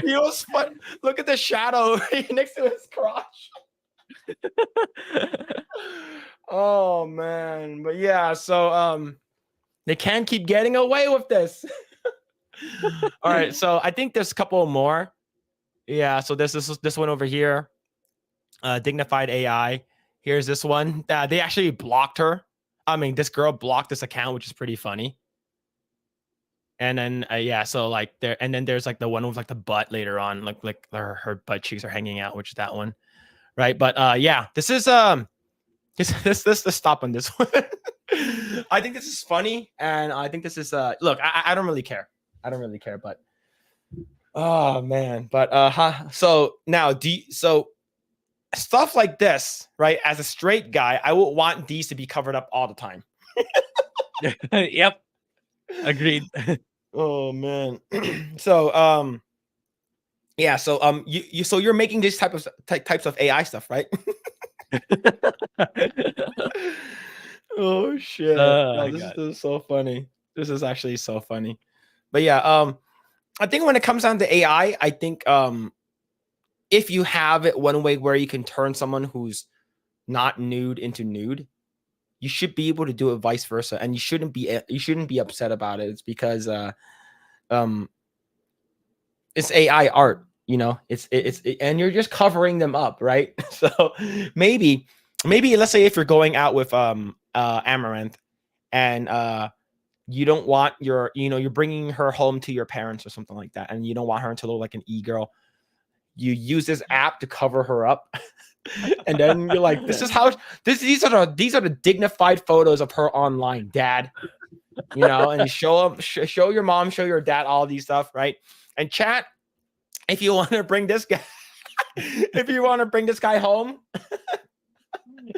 and and you're like, hey, I want to bring this guy home to show my parents, and I don't want him to, them to see him like this. I'm just gonna cover him up. Yeah, but this is funny. This is absolutely funny. So, do you approve of this? I mean, yeah. I mean, I find it odd that you're using something. Just don't look for me. Just don't look at it. But if people want to use it, then sure, why not? I just find it a little weird that there's something like this for me. Just don't look at it. Well, why do you have to make a censored version? That's basically it. I'm pretty sure like there's probably like maybe this will help those Taylor Swift fans, right? They're seeing a bunch of like undignified photos of her, so they're gonna replace it and spam it all over Twitter and stuff like that to show that, right? Yeah, FNT Greek grind coffee. Yeah. Oh shit, man. But yeah, I think this is hilarious. This is absolutely fun. But what's it called again? Is there is there more AI stuff like that? Like as of right now, that's only one that I know of AI. Yeah, it's like I'm not sure what's the latest trends either, because like, yeah, as I said, I work for a voice AI, not a visual one. So we're working on making it sound more human, and make sure it responds, it says the right things when on phone call, and making the correct inputs and data analysis of how the conversation goes down. But yeah, again, AI is, yeah, it's continuing to develop in as we've just seen in weird ways sometimes. But yeah, it's here to stay, no matter how much regulation you put it, how much regulators try to put a stop to it. It's gonna help people and businesses in more ways than one. Yep. Oh, we'll see. We'll see what's gonna happen. We might get a more dignified version of something else moving forward. But yeah, let's see what the chat's saying. Let's see. Yeah, Jim Caviezel's a great actor. Yeah, I believe so. Yeah, I do like him in the stuff that he's in. Vex says that Taylor Swift is actually black. Didn't know that. Maybe there's a dignified version of her that she's black. Let's see. A Midnight says that when it comes to AI art, some is Shad and some is not. Yeah, have you seen Shad, like Shadversity of his? His AI stuff. What do you think? Yeah, I haven't seen this latest ones, but I think they're actually pretty good. Okay. Like he generates them, then he tweaks, he makes changes and stuff, right? Yeah. Mm-hmm. So, So he basically, I believe he sketches it, and then he does the AI coloring and rendering, which is still like he's still drawing it, but I don't know why people are getting so upset that he's doing it. Right? I don't know. Yeah, Who it's like, cares? yeah, there's this people who feel so threatened in their livelihoods or their work about it, but I think it's fine in a general commercial sense. But when it comes to like you're plagiarizing something and using AI to do, yeah, I think that's bad. But when it Mhm. comes to, yeah, again, because example, voice actors are up in arms against AI, right, as a whole, because but in my perspective, someone who's working with AI for commercial purposes, it's very useful to us because we don't need the voice AI to be we don't need it to be like a Troy Baker or a Tara Platt or a Chris Pratt level of quality. We just need it to be we just need it to sound human. And Mhm. that's about it. It's like and and for us and to our clients, that's good enough. We don't need it to be spectacularly good in voice acting. We just need it to sound human. So so no matter how you look at it or no matter what you think, it's gonna continue to be influential in many industries, like what's happening in our company now. It's like we're touching telecom industries, we're touching insurance companies, we're touching finance banks and finance apps. It's you really can't stop it anymore. There's just too many people, too many businesses getting involved in it. That's basically just what I wanted to say. All right. Yeah. Makes sense. You see, Argent Sable says, yeah, it's funny because it has some folks that are so weird that they get turned on by covering up since it's less normal. So you're saying that if someone who's wearing like a multicolored robes, you're like, oh my god, I'm losing it. Oh shit. Vex says, I don't know, it makes people look better than they are with these dignified AI. It's the same as fat people taking selfies at an angles that's using filters to make them look better on dating sites. Yep, true. Absolutely. Let's see. Getting blocked for making you look dignified. Yep. That girl was like, how dare you? I want people to see my ass. Oh, I see. Well, not weird necessarily, but like they looked so much at news that covering up was more erotic. I can see it. Let's see. Phil, things like that app have been done for a long time. Burt Ward's Kielbasa outline had to be not seen when Robin was on camera during Batman series of Adam West, is because his Kielbasa, I'm talking about his dick. His dick outline. What? Is that what you're talking about? You're talking about his camel hump? You talking about his moose knuckle? Okay. See, yeah, weird and Kumpiled. Yep. All right. So I do want to talk about a little bit about The Last Airbender. Oh yeah. When's that coming out? I know it's soon, right? I believe it's February 22nd.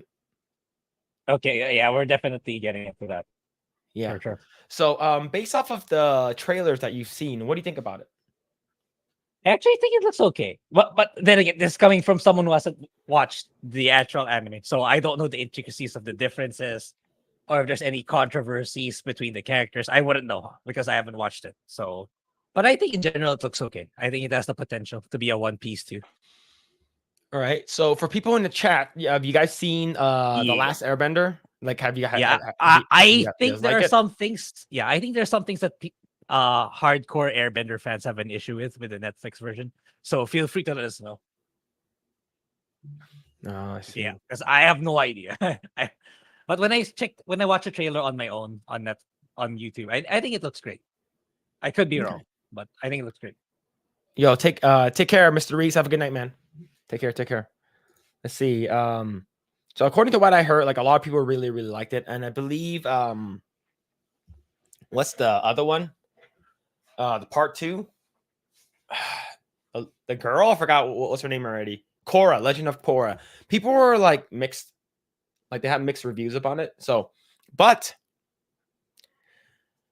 given that we got a really good One Piece live action adaptation, we're like, oh, everything that's Netflix going to be coming out, they should learn their lessons. They should learn their lesson now, and it should be good moving forward. And it's going to be awesome. But I guess we spoke too soon. We did. This comes to us from Forbes. Here we go. Netflix's Avatar: The Last Airbender series will take out Sokka's sexism. Because I guess I read it's something like that. Yeah. They're changing it for modern audiences. So I don't know. I'm assuming this guy is sort of like, he's a little pervert maybe from time to time, which is probably in his character, which is what they sort of did with what's it called again? Sanji? Because Sanji was more like a simp to all the girls, but he's very respectful to them, right? Yeah, But kind of.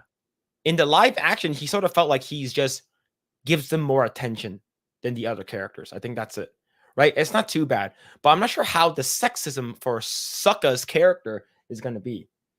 So let's go ahead and read this article from Forbes. Everyone seems to be united in rolling their eyes at the recent report that the change is being made for Avatar: The Last Airbender series on Netflix. There's more weight with realism in every way, said Sokka actor Ian Owsley to Entertainment Weekly, followed by Katara actress Kia Wentil. I feel like we also took out the element of how sexist Sokka was. I feel like there were a lot of moments in the original show that were iffy. Yeah, totally. There are things that we redirected just because it might play a little differently in live action. While this is no doubt to be pitched as Avatar going woke, all stripes of Avatar fans are agreeing that this is just not good writing and not faithful to the original story of Sokka's entire character arc. Sokka is sexist. Him being sexist is what causes Katara to get so mad that she revealed Aang in the iceberg in the first place. Oh, that's character growth. Yeah, actually. And they're taking that out. Let's see. But the entire series is a time for Sokka getting schooled by much more powerful women, including his own sister, Earthbender Toph, and famously the non-bending warriors like Kyoshi. His entire arc is learning to appreciate and respect the woman around him and understand that he's not innately better than any of them, despite his views that men should be superior in combat. Before we can continue, how do you feel about this? Not looking good. It's like now I have to get out. I have to stop playing Persona or Grand Blue to watch this shit. This woke shit again.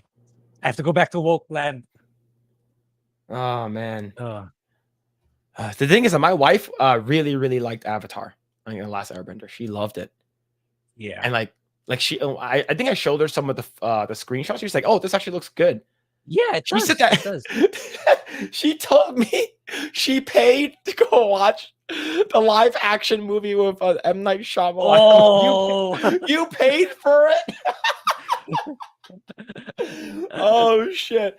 And she told me that when they pronounce his name as Ong, and everyone, she told me that they heard people in the theater going, oh no.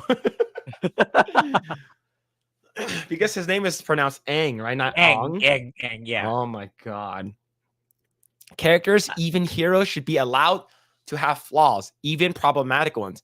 Sexism is obviously bad. In the original, Avatar very much views it as bad, and it makes an effort to explain that at great lengths through Sokka specifically over the course of the series.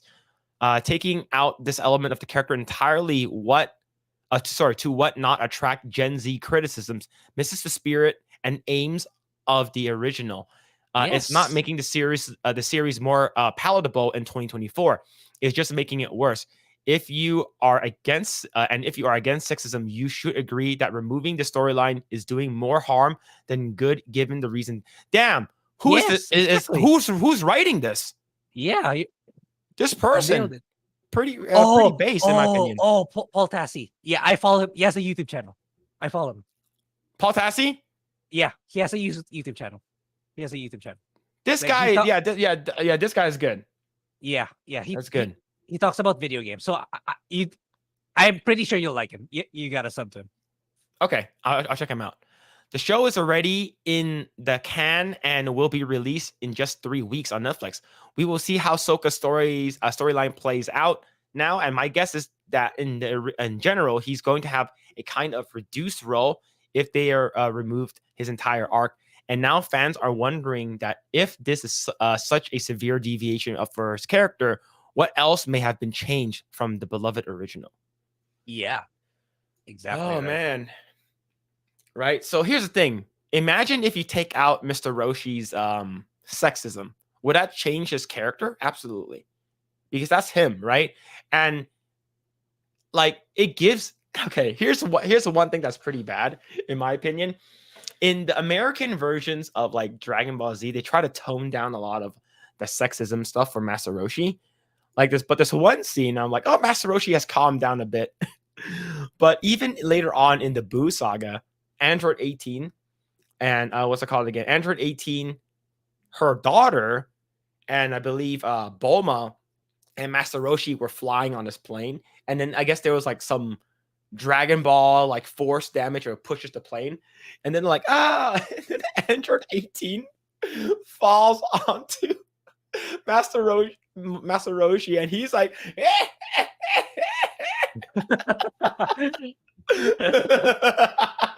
does that further develop Master Roshi's character? Hell no, but that's just funny as fuck. Is because he get his ass beat by Android 18, who's the strongest female character in the Z Warriors, right? In the good guys team. So but the thing is that for Sokka, I'm assuming that's how you say his name. That's like detrimental to his character if you remove that arc from him, in my opinion. Yeah. Right. So, man, Paul Tassi, huh? So, yeah, I gotta check out his stuff. Like he's based off of this, like he seems like he's like, yo, what the fuck is happening? But yeah, he also has insights to the gaming industry, like what's going on behind the scenes in terms of especially layoffs. He knows he has a lot of that kind of info. So you'd want to sub to for that kind of content, commentary content. Okay. Yeah, I like I'm sort of losing you. Like you're pixelated and also can't hear you that much. Oh, okay. Yeah, I would just say sub to him if you want like gaming commentary, stuff going on in the gaming industry. And yeah, he does a little bit of pop culture too. Okay. All right, I'll check it out. All right, let's go ahead and read the comments. Let's see. Just JK says they ruined The Last Airbender. Well, as of right now, we're not sure yet. Based off the images I saw, and I'll bring them up right now, so just in case the chat has some context.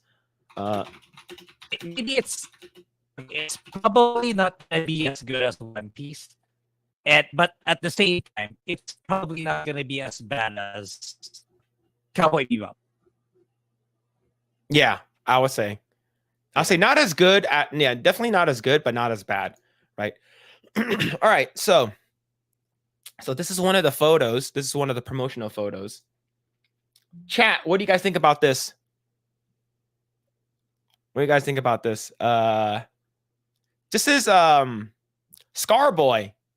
What's his name again? Fire Nation boy, Firebender. I believe that's his sister, right? I don't know his name. I forgot. Zuko. Yeah, Thank you, Zuko. Yeah, Zuko, Katara, and you get Sokko, and then and you get Ong, and you get the flying goat in the back, and the dad, right? The Fire Nation dad. Like the thing is that I watched the live action one and did not pay for it because I'm not gonna pay for that shit. Man, Lost Tales is typing in like fucking ancient text. Yeah. Look at that flying goat. The flying goat, right? I think I hear my wife screaming in the background. Says, "It's Appa."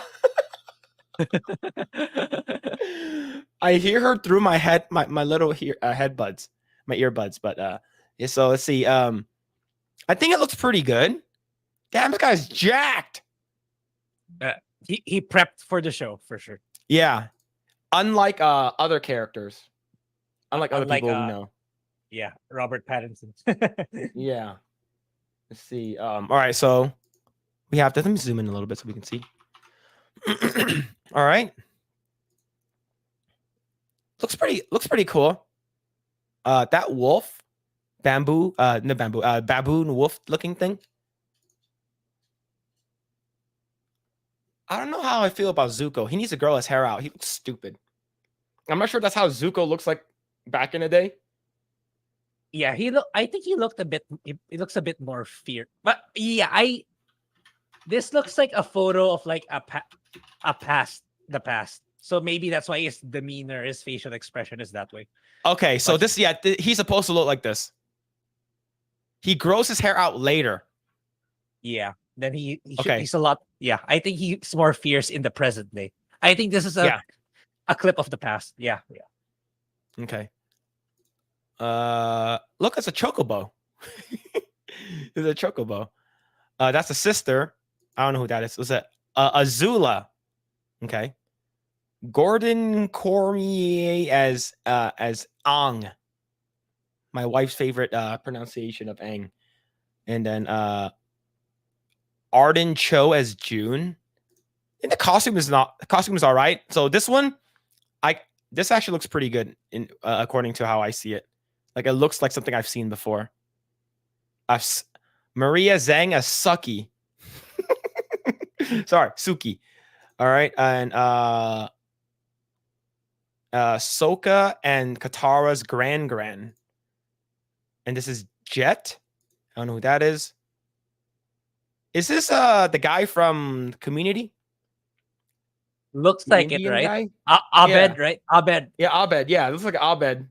Yeah, but That's definitely him, man. That's definitely him. Yeah. Appa takes flight through the cloudy skies as with passengers.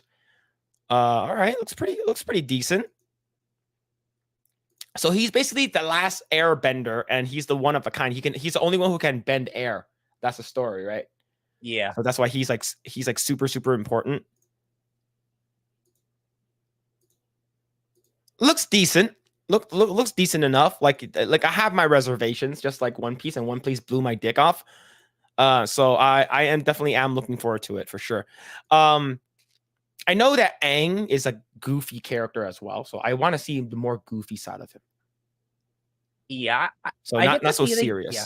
This I could be wrong, but my prediction is they get Aang at least right. Generally speaking. Yes. Absolutely. Yeah, let's see. Continue reading more comments. Let's see. Cavatenio says, Phil, look up Burt Ward Robin costume. The outline is hard to not see. You're talking about his bulge, right?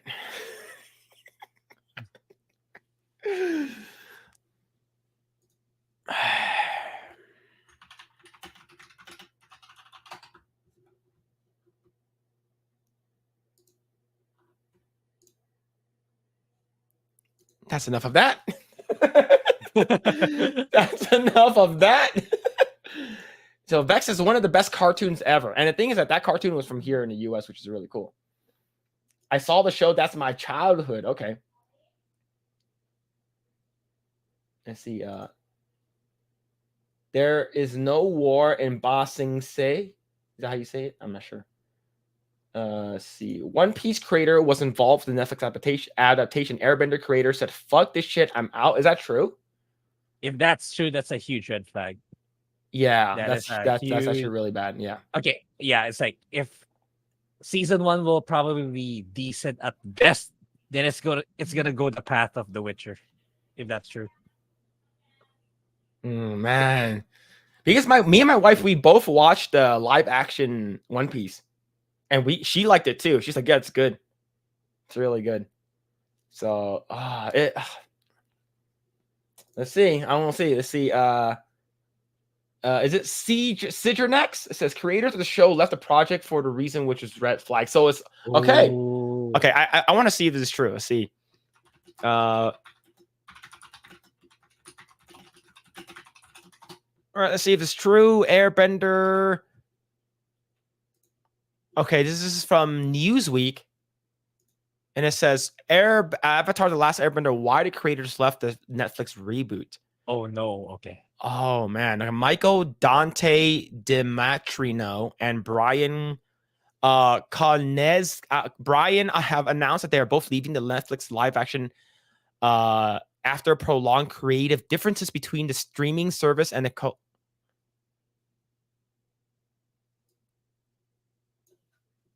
creative differences. Oh no. When the show starts, it's like, this is my friend, Ang. It's like, oh no, it's over. No. Oh no, they're gone back. Oh shit. This is particular blow for fans who are excited for the live action show. And that was finally going to be done right after all. The last time the pair had a falling out with the team adapting the work was Last Airbender. The film won 5 Razzies and has 5% Rotten Tomatoes rating. Oof. That was from M. Night Shyamalan. Yeah. Netflix, however, has confirmed the project will go ahead.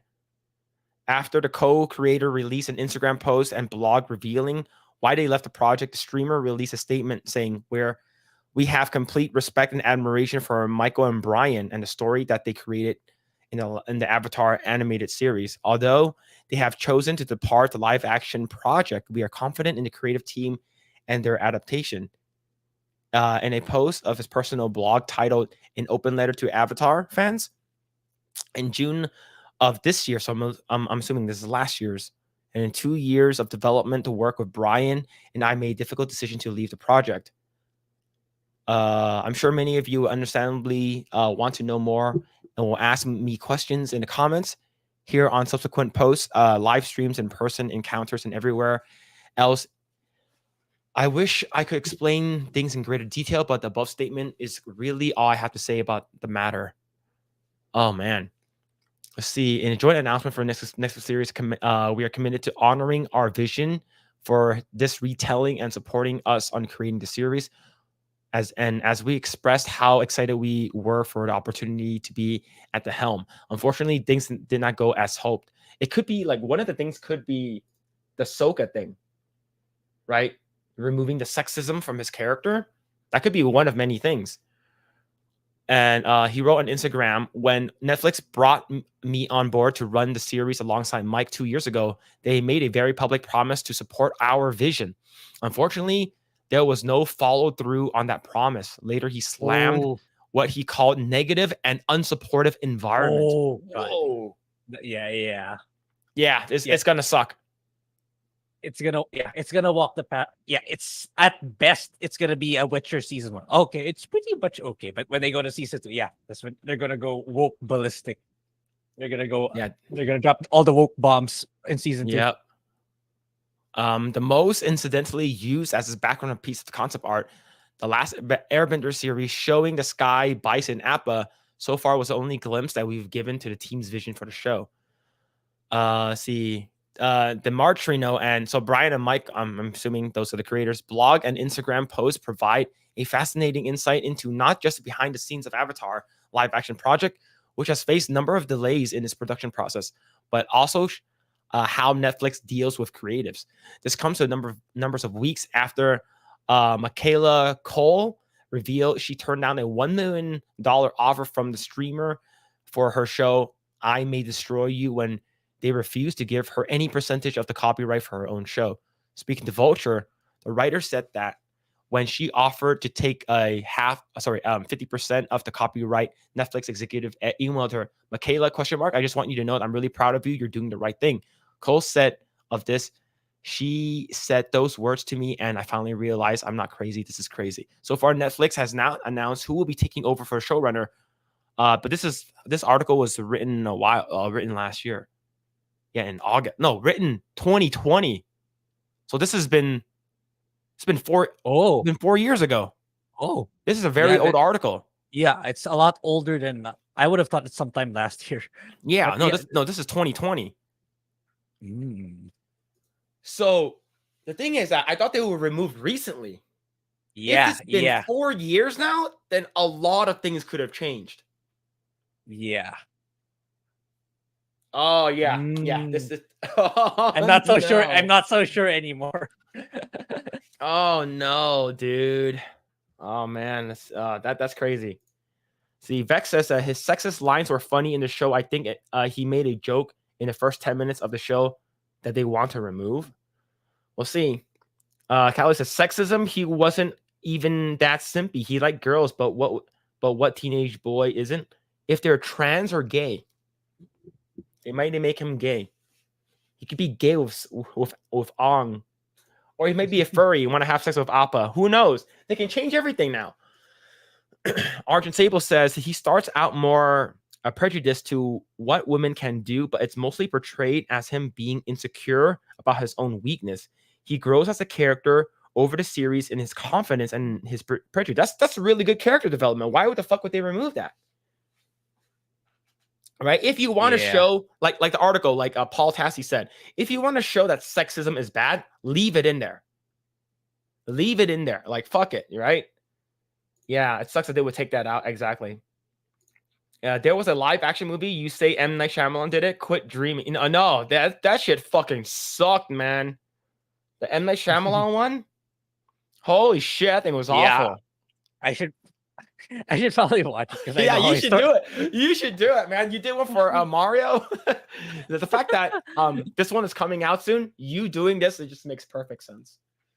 So I just watched M. Night Shyamalan's The Last Airbender. And it's funny is because Avatar came out that year too. Came out the same year. So they have to call it Avatar. I think they call it The Last Airbender. They didn't call it Avatar The Last Airbender, I believe. Oh, okay. Yeah, it's you know, M. Night Shyamalan is very good with his twists, right? What about Oolong? The pig that wants to smell panties? From Dragon Ball? They're probably going to remove him. They're probably going to remove him from the Dragon Ball live action series. Let's see. Argent says, they think the audience is too sensitive to handle sexism. If they play it in a bad light, I think they should be fine. Right? Yeah, I love Master Roshi. Yeah, Roshi is awesome. Yeah. Yeah, see, look at this right here, man. Freaking Russian spy. This guy right here. A Russian asset trying to dox us and stuff like that. That's why he's no longer on YouTube and he's only on a Rumble because he's because he's a Russian asset. Get him out. Get him out of there.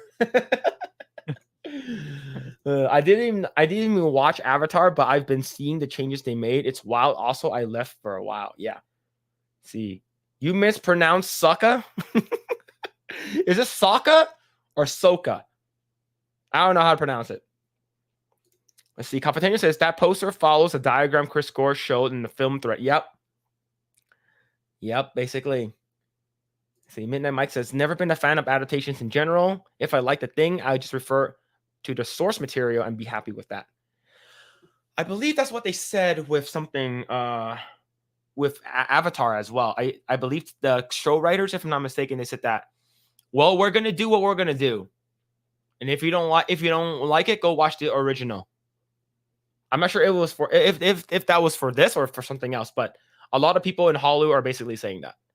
See, if you don't like what we're doing, watch the original stuff. We're not changing what we're doing. Right? Let's see. I asked you guys, please watch the first season of the show for concepts reviewing live action. I heard it's really good, so I might actually legitimately do it. That's how he looks like in the first season, the cartoon. All right. So the bald one with the ponytail, he looks like that? Okay. He looks like that. Okay. How long is one season of Avatar, the cartoon? Let me see. Season 1 Avatar episodes. Let's see. How many? Season 1. Let's see. 20. And each of them was about 20 minutes. Oh, you could zip through that in like a day, like 2 days. All right. If you want to do that so we can make a proper assessment for reviewing it, we'll do it. We'll do it. And the thing is, I've never watched it, so I'm watching this as an adult. Remember, chat, when Avatar: The Last Airbender came out, I was in high school.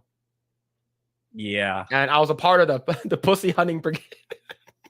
PUSSY Pussy Brigade. Yep. The USS Pussy Brigade. I was trying to get laid, all right? Yeah, Azula better be a psycho. Yeah, I bet his sister's supposed to be crazy, right? Your sister looks crazy. That can be crazy bitch face. All right. All right, let's see. She looks like too adult. Suki is like mid-teens.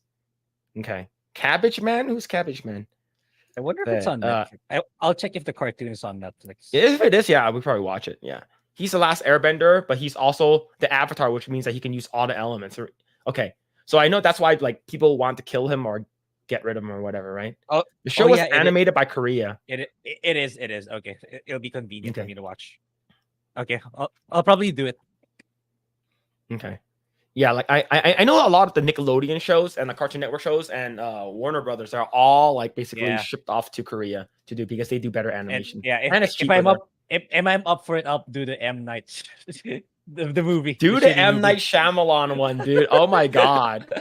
Like for me, I was never a fan of it and I hated that fucking movie. Oh wait. Yeah. So what do you think is more optimal? I watched the cartoon first or I watched that one first? I get the feeling I should watch the cartoon first. If you want to be angry, watch the cartoon and then watch that movie. If you want to be extremely mad in your video review, that'll be perfect. Oh shit, that'll be so good. That'll be so good. Let's see. Dylan says, as someone who's seen the OG show, the promo pictures looks good and faithful. However, if it's not true to the original show, a pretty picture is shit. Pretty picture of shit is still shit. Yep, I agree. Absolutely. Let's see. Charlie says, don't let M. Night Shyamalan near this Avatar. Yep. Don't let them do it. Oh, man. All will be forgiven if Wei Wu is in the show. Who's Wei Wu again?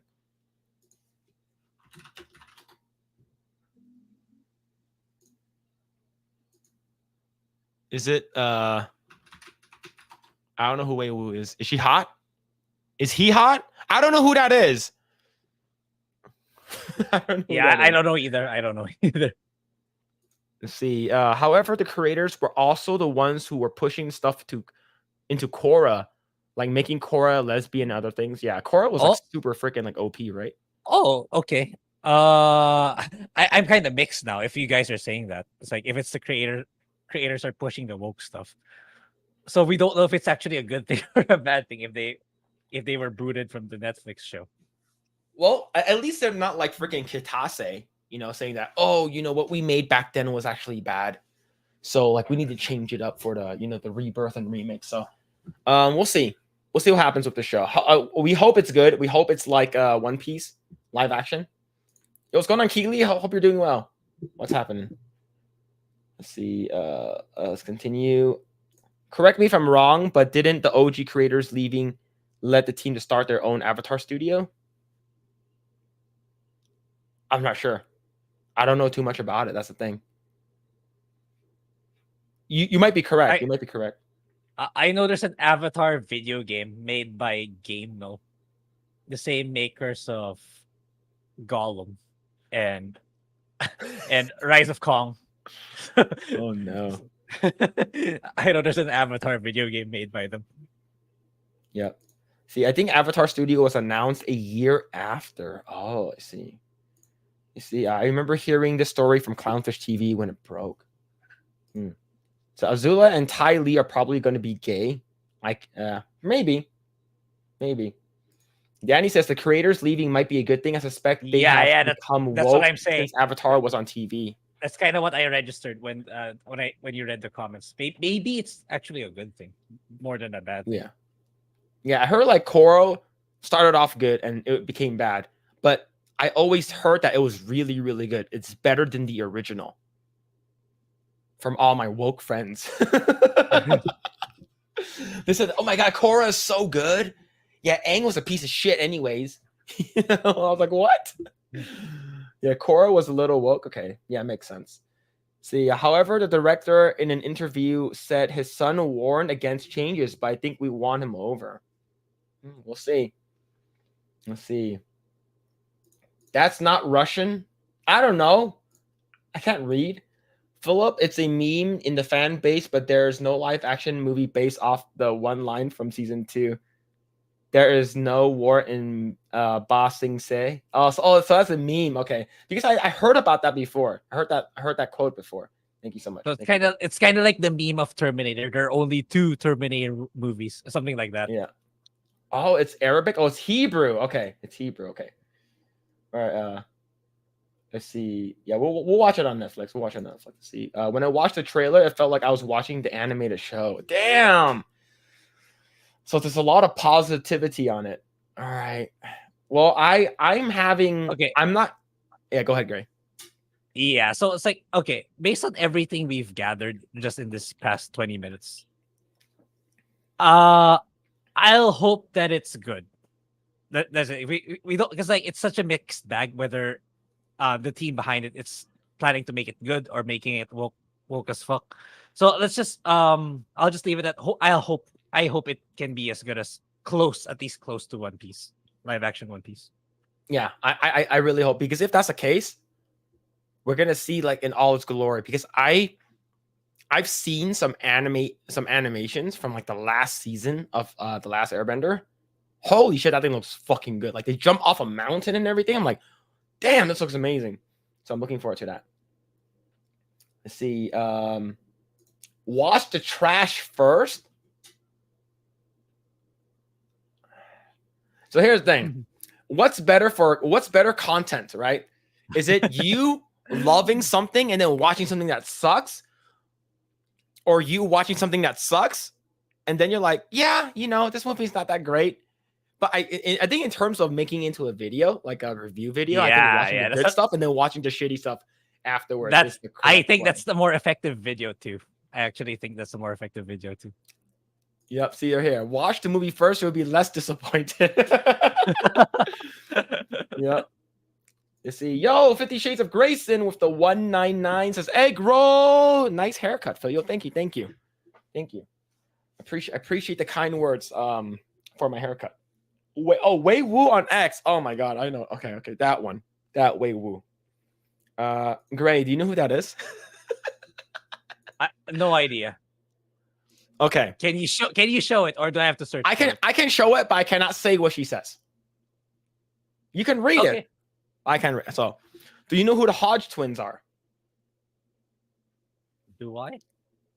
They are two black conservative Republican twins, and I believe they talk a lot of political stuff, and they've been having an exchange with Wei Wu, and Wei Wu was I'm not sure if she's a troll account or she's a legit like Chinese person, but whatever her account is hilarious as fuck. So this is her account on X, and I remember someone brought up that. Oh, I think it might have been, you retweeted her. Yeah. So there's one time where she was talking to Mark Cuban. She was like adding them and saying that I think Mark Cuban says that like, oh, things need to be more diverse and we need to have like people of all different colors and stuff like that. And I believe either Tim Pool or Elon Musk says that, don't you own this basketball team and they're all black? Why don't you hire white people or some shit like that, right? And then Wei Wu was like, at Mark Cuban, I will become a basketball player if you hire me. And then she kept adding him every single day. She got blocked by Mark Cuban. Now, more recently, she's gotten in a back and forth a funny exchange with the Hodge twins. So let me see if I can go over here. So over here it says, I can't say that. So basically, you found out it was Black History Month, and then they had a back and forth with the Hodge twins, and said, "My friend, many people upset at my tweet above say the N-word. Please increase wisdom. N-word mean friend in America English. This why Hodge twins call me Chinese N-word. This means Chinese friend. So then Hodge twin says, we give away Wu the N pass. She's good. Oh man, there's a lot of back and forth with them. It's so good. Today I learned it was Black History Month. Okay, this good. I wish all my happy Black Month. Please appreciate. So there's a lot of back and forth with them, which is really funny. See over here, it actually goes pretty deep.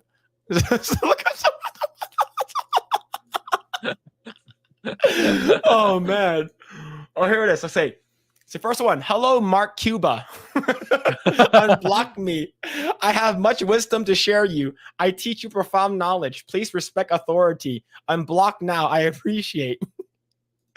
And then Hodge Twin says, Mark Cuban blocked away Woo. And then he says, hello to Black brother. I appreciate support. Raise awareness in injustice. You like fried chicken? I cook good. If see in person, I prepare chicken for appreciation gift.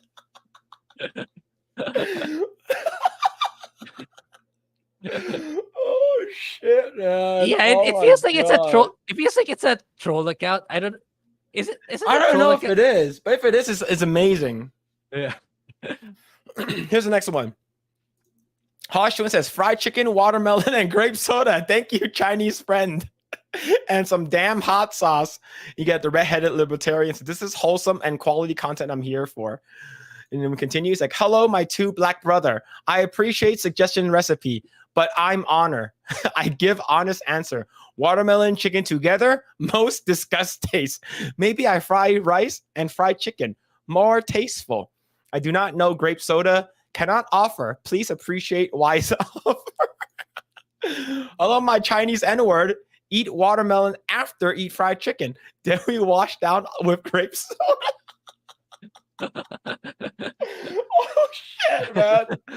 Oh god. So here it is. Hello, my American N-word brother. Your recommendation wise. I understand now. I bring fried chicken and watermelon for appreciation gift. Will not bring grape soda. Look like chemical garbage. Not good health. I bring tea, more health. Please recommend recommend me time. So right, and another one over here. My friend, many people upset. My tweet above saying N-word. Please, all wisdom, right? So, and then he says, you make good egg rolls? And I retweeted this. It's like, I said, can we use the word yigas? So yellow N-word, can we use that word? And I will send you egg rolls. And of course, we did not get a response from the Hodge twins, unfortunately. My N-word Hodge twins. I don't know. I don't know make, but my grandma make good egg roll. Maybe I introduce her to you. Make egg roll food, but problem. She may fear black. You may be fear black. Never seen black person. This okay? I say my two N-word brother. Then she not scare. This good plan. When you eat egg roll.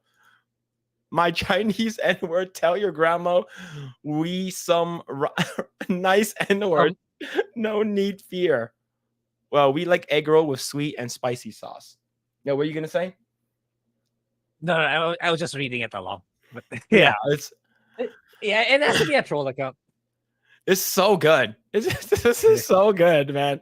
But yeah, this is probably the funniest account like on the internet. Like it's amazing. But yeah, that's what when you said Wei Wu, I'm like, okay, who? I was like, that sounds familiar, but like not in the show, but on Twitter X, yeah. Oh man, but that shit is hilarious. But yeah, I started following that account. I think when she talked about when she started, I think Drunk 3PO messaged Project Eggroll and says, what do we think about this? And then it's her talking about like she's commenting on girls who are like showing their boobs like in a provocative way. And he's like, Why boob? Why show boob? Why show cleavage? Your boob hangs so low. Don't look good. Please cover up. Something like that, right? And then I guess Drunk 3PO made me aware of this account, and then I started following her, and then it's the best account ever. But yeah, it's pretty funny. It's pretty funny. All right, let's read more comments right over here. Let's see. Korra was good at the beginning. It had a lot of potential, but a part of the issue was that the OG was already planned out. But they wrote as they went on Korra. They probably rushed a lot of the stuff. Yeah, we'll see. Probably. Let's see. Yeah, hope for the best, prepare for the worst. Yep. See, it's better content if you torn down by the movie after seeing the original. All right, you know what to do, Grae. You know what to do. Yep, the Hodge twins. Yep. Fucks a ton. Phil did not see his shadow today. He got a haircut. Now spring will come early. What are you talking about? I'm not a. Oh yeah, it's Groundhog Day, right? Isn't it Groundhog Day like soon or something? I'm not sure. I think Wei Wu is a troll account. If it is, it's an amazing troll account. It's an amazing troll account. It's awesome. Yeah, let's see. Wasn't there a news article about a Chinese person using white privilege card given to her by 2 black people, which were not? If it is, yeah, it's awesome. I love it. I love it. Let's see. Blacku. Yeah, black people do. Yeah, this is glorious. Yeah. I know some people who act exactly like that. Yeah. Yeah, Chinese blunt complaints. Yep. All right. So, have a couple of announcements. It is confirmed that we will have a special Project Eggroll live stream Thursday at 10 a.m. Pacific time. That's 11 p.m. for people in the Philippines. Okay. Yes. But the good thing is we're on holiday the next day. So if you can stay late, then please do. Yes. So it'll be 10 a.m. Pacific and 1 p.m. Eastern. It's confirmed. I double checked with him, and we are going to be having Chris Gore on Thursday. So we're gonna have him on. It's gonna be freaking awesome. So if you guys want to check it out, we'll be talking about Film Thread. We'll be talking about Attack of the Show. We're gonna be talking about his document Attack of the Doc. I still need to watch it. I'm gonna watch it this week again, so I can actually talk more about it. And Grae, have you seen it yet? Attack of the Doc? Not yet. I believe it's also on YouTube, if I'm not mistaken. Oh, okay, it's already there. But yeah, I'll see if I can find the time before we do. Yeah. So we're gonna be watching that, and we're gonna have him on, and we talk about how he got in touch with like Nerdrotic, and how he met everyone else. Yeah, what I'll probably do is when I get home, I'll watch it. So by the time it's finished, we're about to begin, or we're close to starting. I think that's it'll be like fresh in your mind. Yeah. And so it's gonna be pretty cool. We're gonna have him on. We should still be on that Saturday. Yeah, I'm fine with it. I'm fine with it. Yeah, we should still be on that Saturday. I'll keep everyone updated. But another cool thing is that we're going to have the Blabbering Collector on sometimes in the future. She's super busy. And it's going to be probably in March. She says sometime in March. So we're going to have Blabs on sometimes in March. Mm-hmm. I believe I have to follow up with Dad, with Ing the Merciless. We're going to have him on sometimes this month, if not like sometimes in the future. He said that he's agreed to come on, but he says that he does do stand-up on Saturday. So we're going to see if we can have him on. Yo, Tonberry Masa with the 2363. Yo, all it says is Eggroll. Yo, thank you so much, Tonberry Masa. Holy shit, does that number mean something? 2363. I don't know. I don't know. But yo, thank you so much for the 2363, man. Jeez. Yo, thank you. thank you so much. Holy crap, man. And good to see you guys. Yo, good to see you, man. Thank you so much for the super chat. You didn't have to do that, dude. You didn't have to do that, man. It means I'm broke. Why you sending money? Don't send money. Save your money. Save your money and but yo, thank you so much for that super chat though. Thank you. Holy crap, man. You didn't have to do that.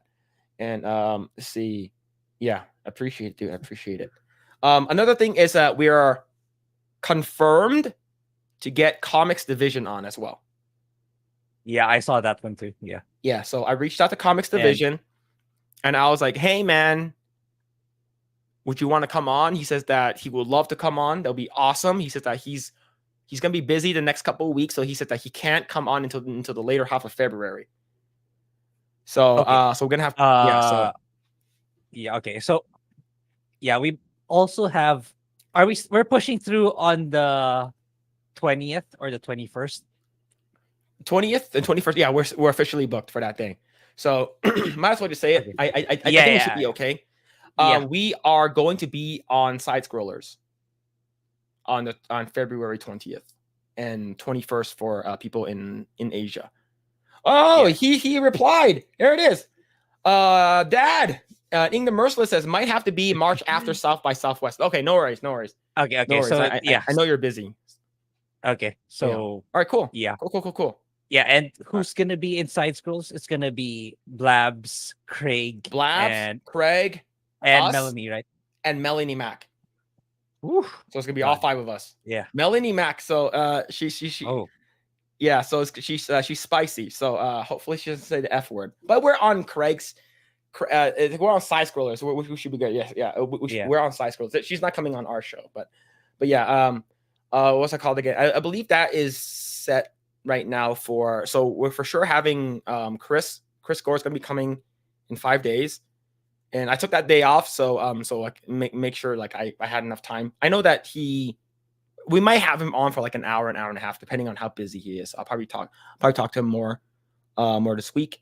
And but yes, we have Comics Division after. He said the 14th. He said he's writing something. So after the 14th he should be good. I'll double check with him again because I know that Saturday nights it's hard for a lot of people. And but yes, I'll try to reach out to a couple more people to see if they're available and stuff like that, so we can have guests from time to time on. So you're not just looking at us yellow people. Yeah, let's see. But yo, thank you so much, Alan, for following up. Thank you. Let's see. Side Scroller should be fun, lots of fun. Yeah, I believe their show is usually like an hour and a half, so it's pretty short. Yep, it's Craig, Blabs, and the Mac. Yep, for sure. Just check 2326 is the number of kids killed in the. No way, that's true. That number is way higher. She owns the Game Award. Yep, true. Let's see. 2326 is barely a Whopper and fries. Yeah. You see, good cause to fight for. Tom Barry Massa. Yep.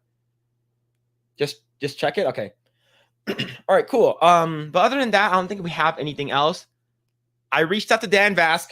If you guys already saw, he has not. He's super busy. He's on his way to getting 1 million. So I'm not gonna hound him about, hey man, you want to come on our show? You don't know us, Yeah. but like you want to come on. But yeah, like I know he's on his way to 1 million. He's super busy. I'm not gonna hound. If he's available, it's an open invite. So usually for folks who want as guests, it's usually open invites. It's not like, oh, we want you on this date. Like come in whenever you want, whenever you guys are available. And if we're busy on a specific time, we'll make time to come on to yours. And my goal is to hopefully have Grae on as well, because I know Grae is a little bit more limited since if I go on live at night, he's working and it has to be the weekend, and if people can't do weekends. So I'll go on during the morning. I'll reach out to Andrew to see if he can come on. But yeah. For League of Mindset, and then you guys will basically talk for 3 hours about JRPGs, which is crazy. I love the fact that you guys really like connected on that when we were on League of Mindset's channel that one time. Yeah. It's super cool. Yeah, Dan is busy being gay. Yeah. I know he's busy. And what's it called again? Like I'm not gonna give him any shit for it or anything like that. I know I reached out to Gary as well, which is I'm pretty sure they're gonna say no. But we don't know unless we try. But for sure we're gonna have on Chris Gore and Comics Division in the future, and we're gonna have on Blabs later on in the future, and same thing with Alan. We're gonna have him on as well. And we are going to be on Side Scrollers, which is gonna be pretty fun. It's gonna be pretty fun. And I've seen I try my best to watch when they're live. I usually watch their little segments, and it seems pretty it seems pretty fun. Yeah, the worst that can happen is they say no. Yeah, exactly. Yeah, if they say no, then it is what it is. Yo, thank you so much for your time. Thank you so much for responding, man. Like the fact that these people actually takes time to respond is or even like just following us, you know, like it's pretty it's an honor for us, you know, for us pretty tiny mind blowing ass. for us. Yeah. But yeah, other than that, I don't think I have anything else. Grae, what about you? Have anything else? What are you doing? Yeah, anything coming up? This is all I'm doing. This is all I'm doing.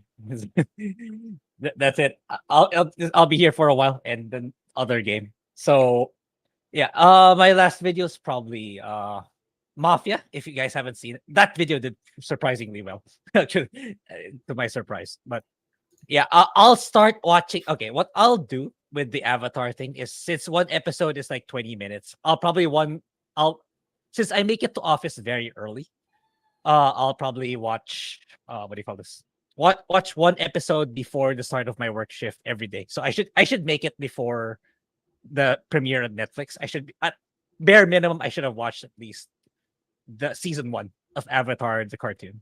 Then eventually I'll get to the shitty movie and make a video out of it. All right, cool. And where can people follow you? Yeah, so my links are in the description below. Gray Blade. Yeah. So Persona is in my next in my list. So I'll break down why I really like the game. So I'll say what was better in the original, or how was it better translated here in the remake. So if you want to check that out, you can check out Gray Blade in the link below. Then I'll try to do live streams, but it's very hard for me right now given my workload and yeah, my schedule. But I'll try if I can. Then after Persona, after Grand Blue, I'll talk about it more. Maybe I'll start prioritizing Mighty Loot, which is my second channel, also in the description below. So yeah, that's about it for me for the time being. Cool. And you can follow me everywhere at Mr. Phillip Chan. However, like I said, my personal channel got demonetized on YouTube, so follow me at Mr. Phillip Chan 2. Should be in the description below as well. You can follow me on Twitch or Kick if you guys want to. I know that Kick is ramping up on their Kick incentive program, where they are starting to pay their content creators. You have to have, I believe, a certain amount of threshold.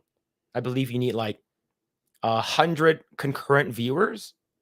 I believe like 50 to 25 like paid subscribers, and something like that. I believe you get $15 an hour once you reach that Kick incentive program.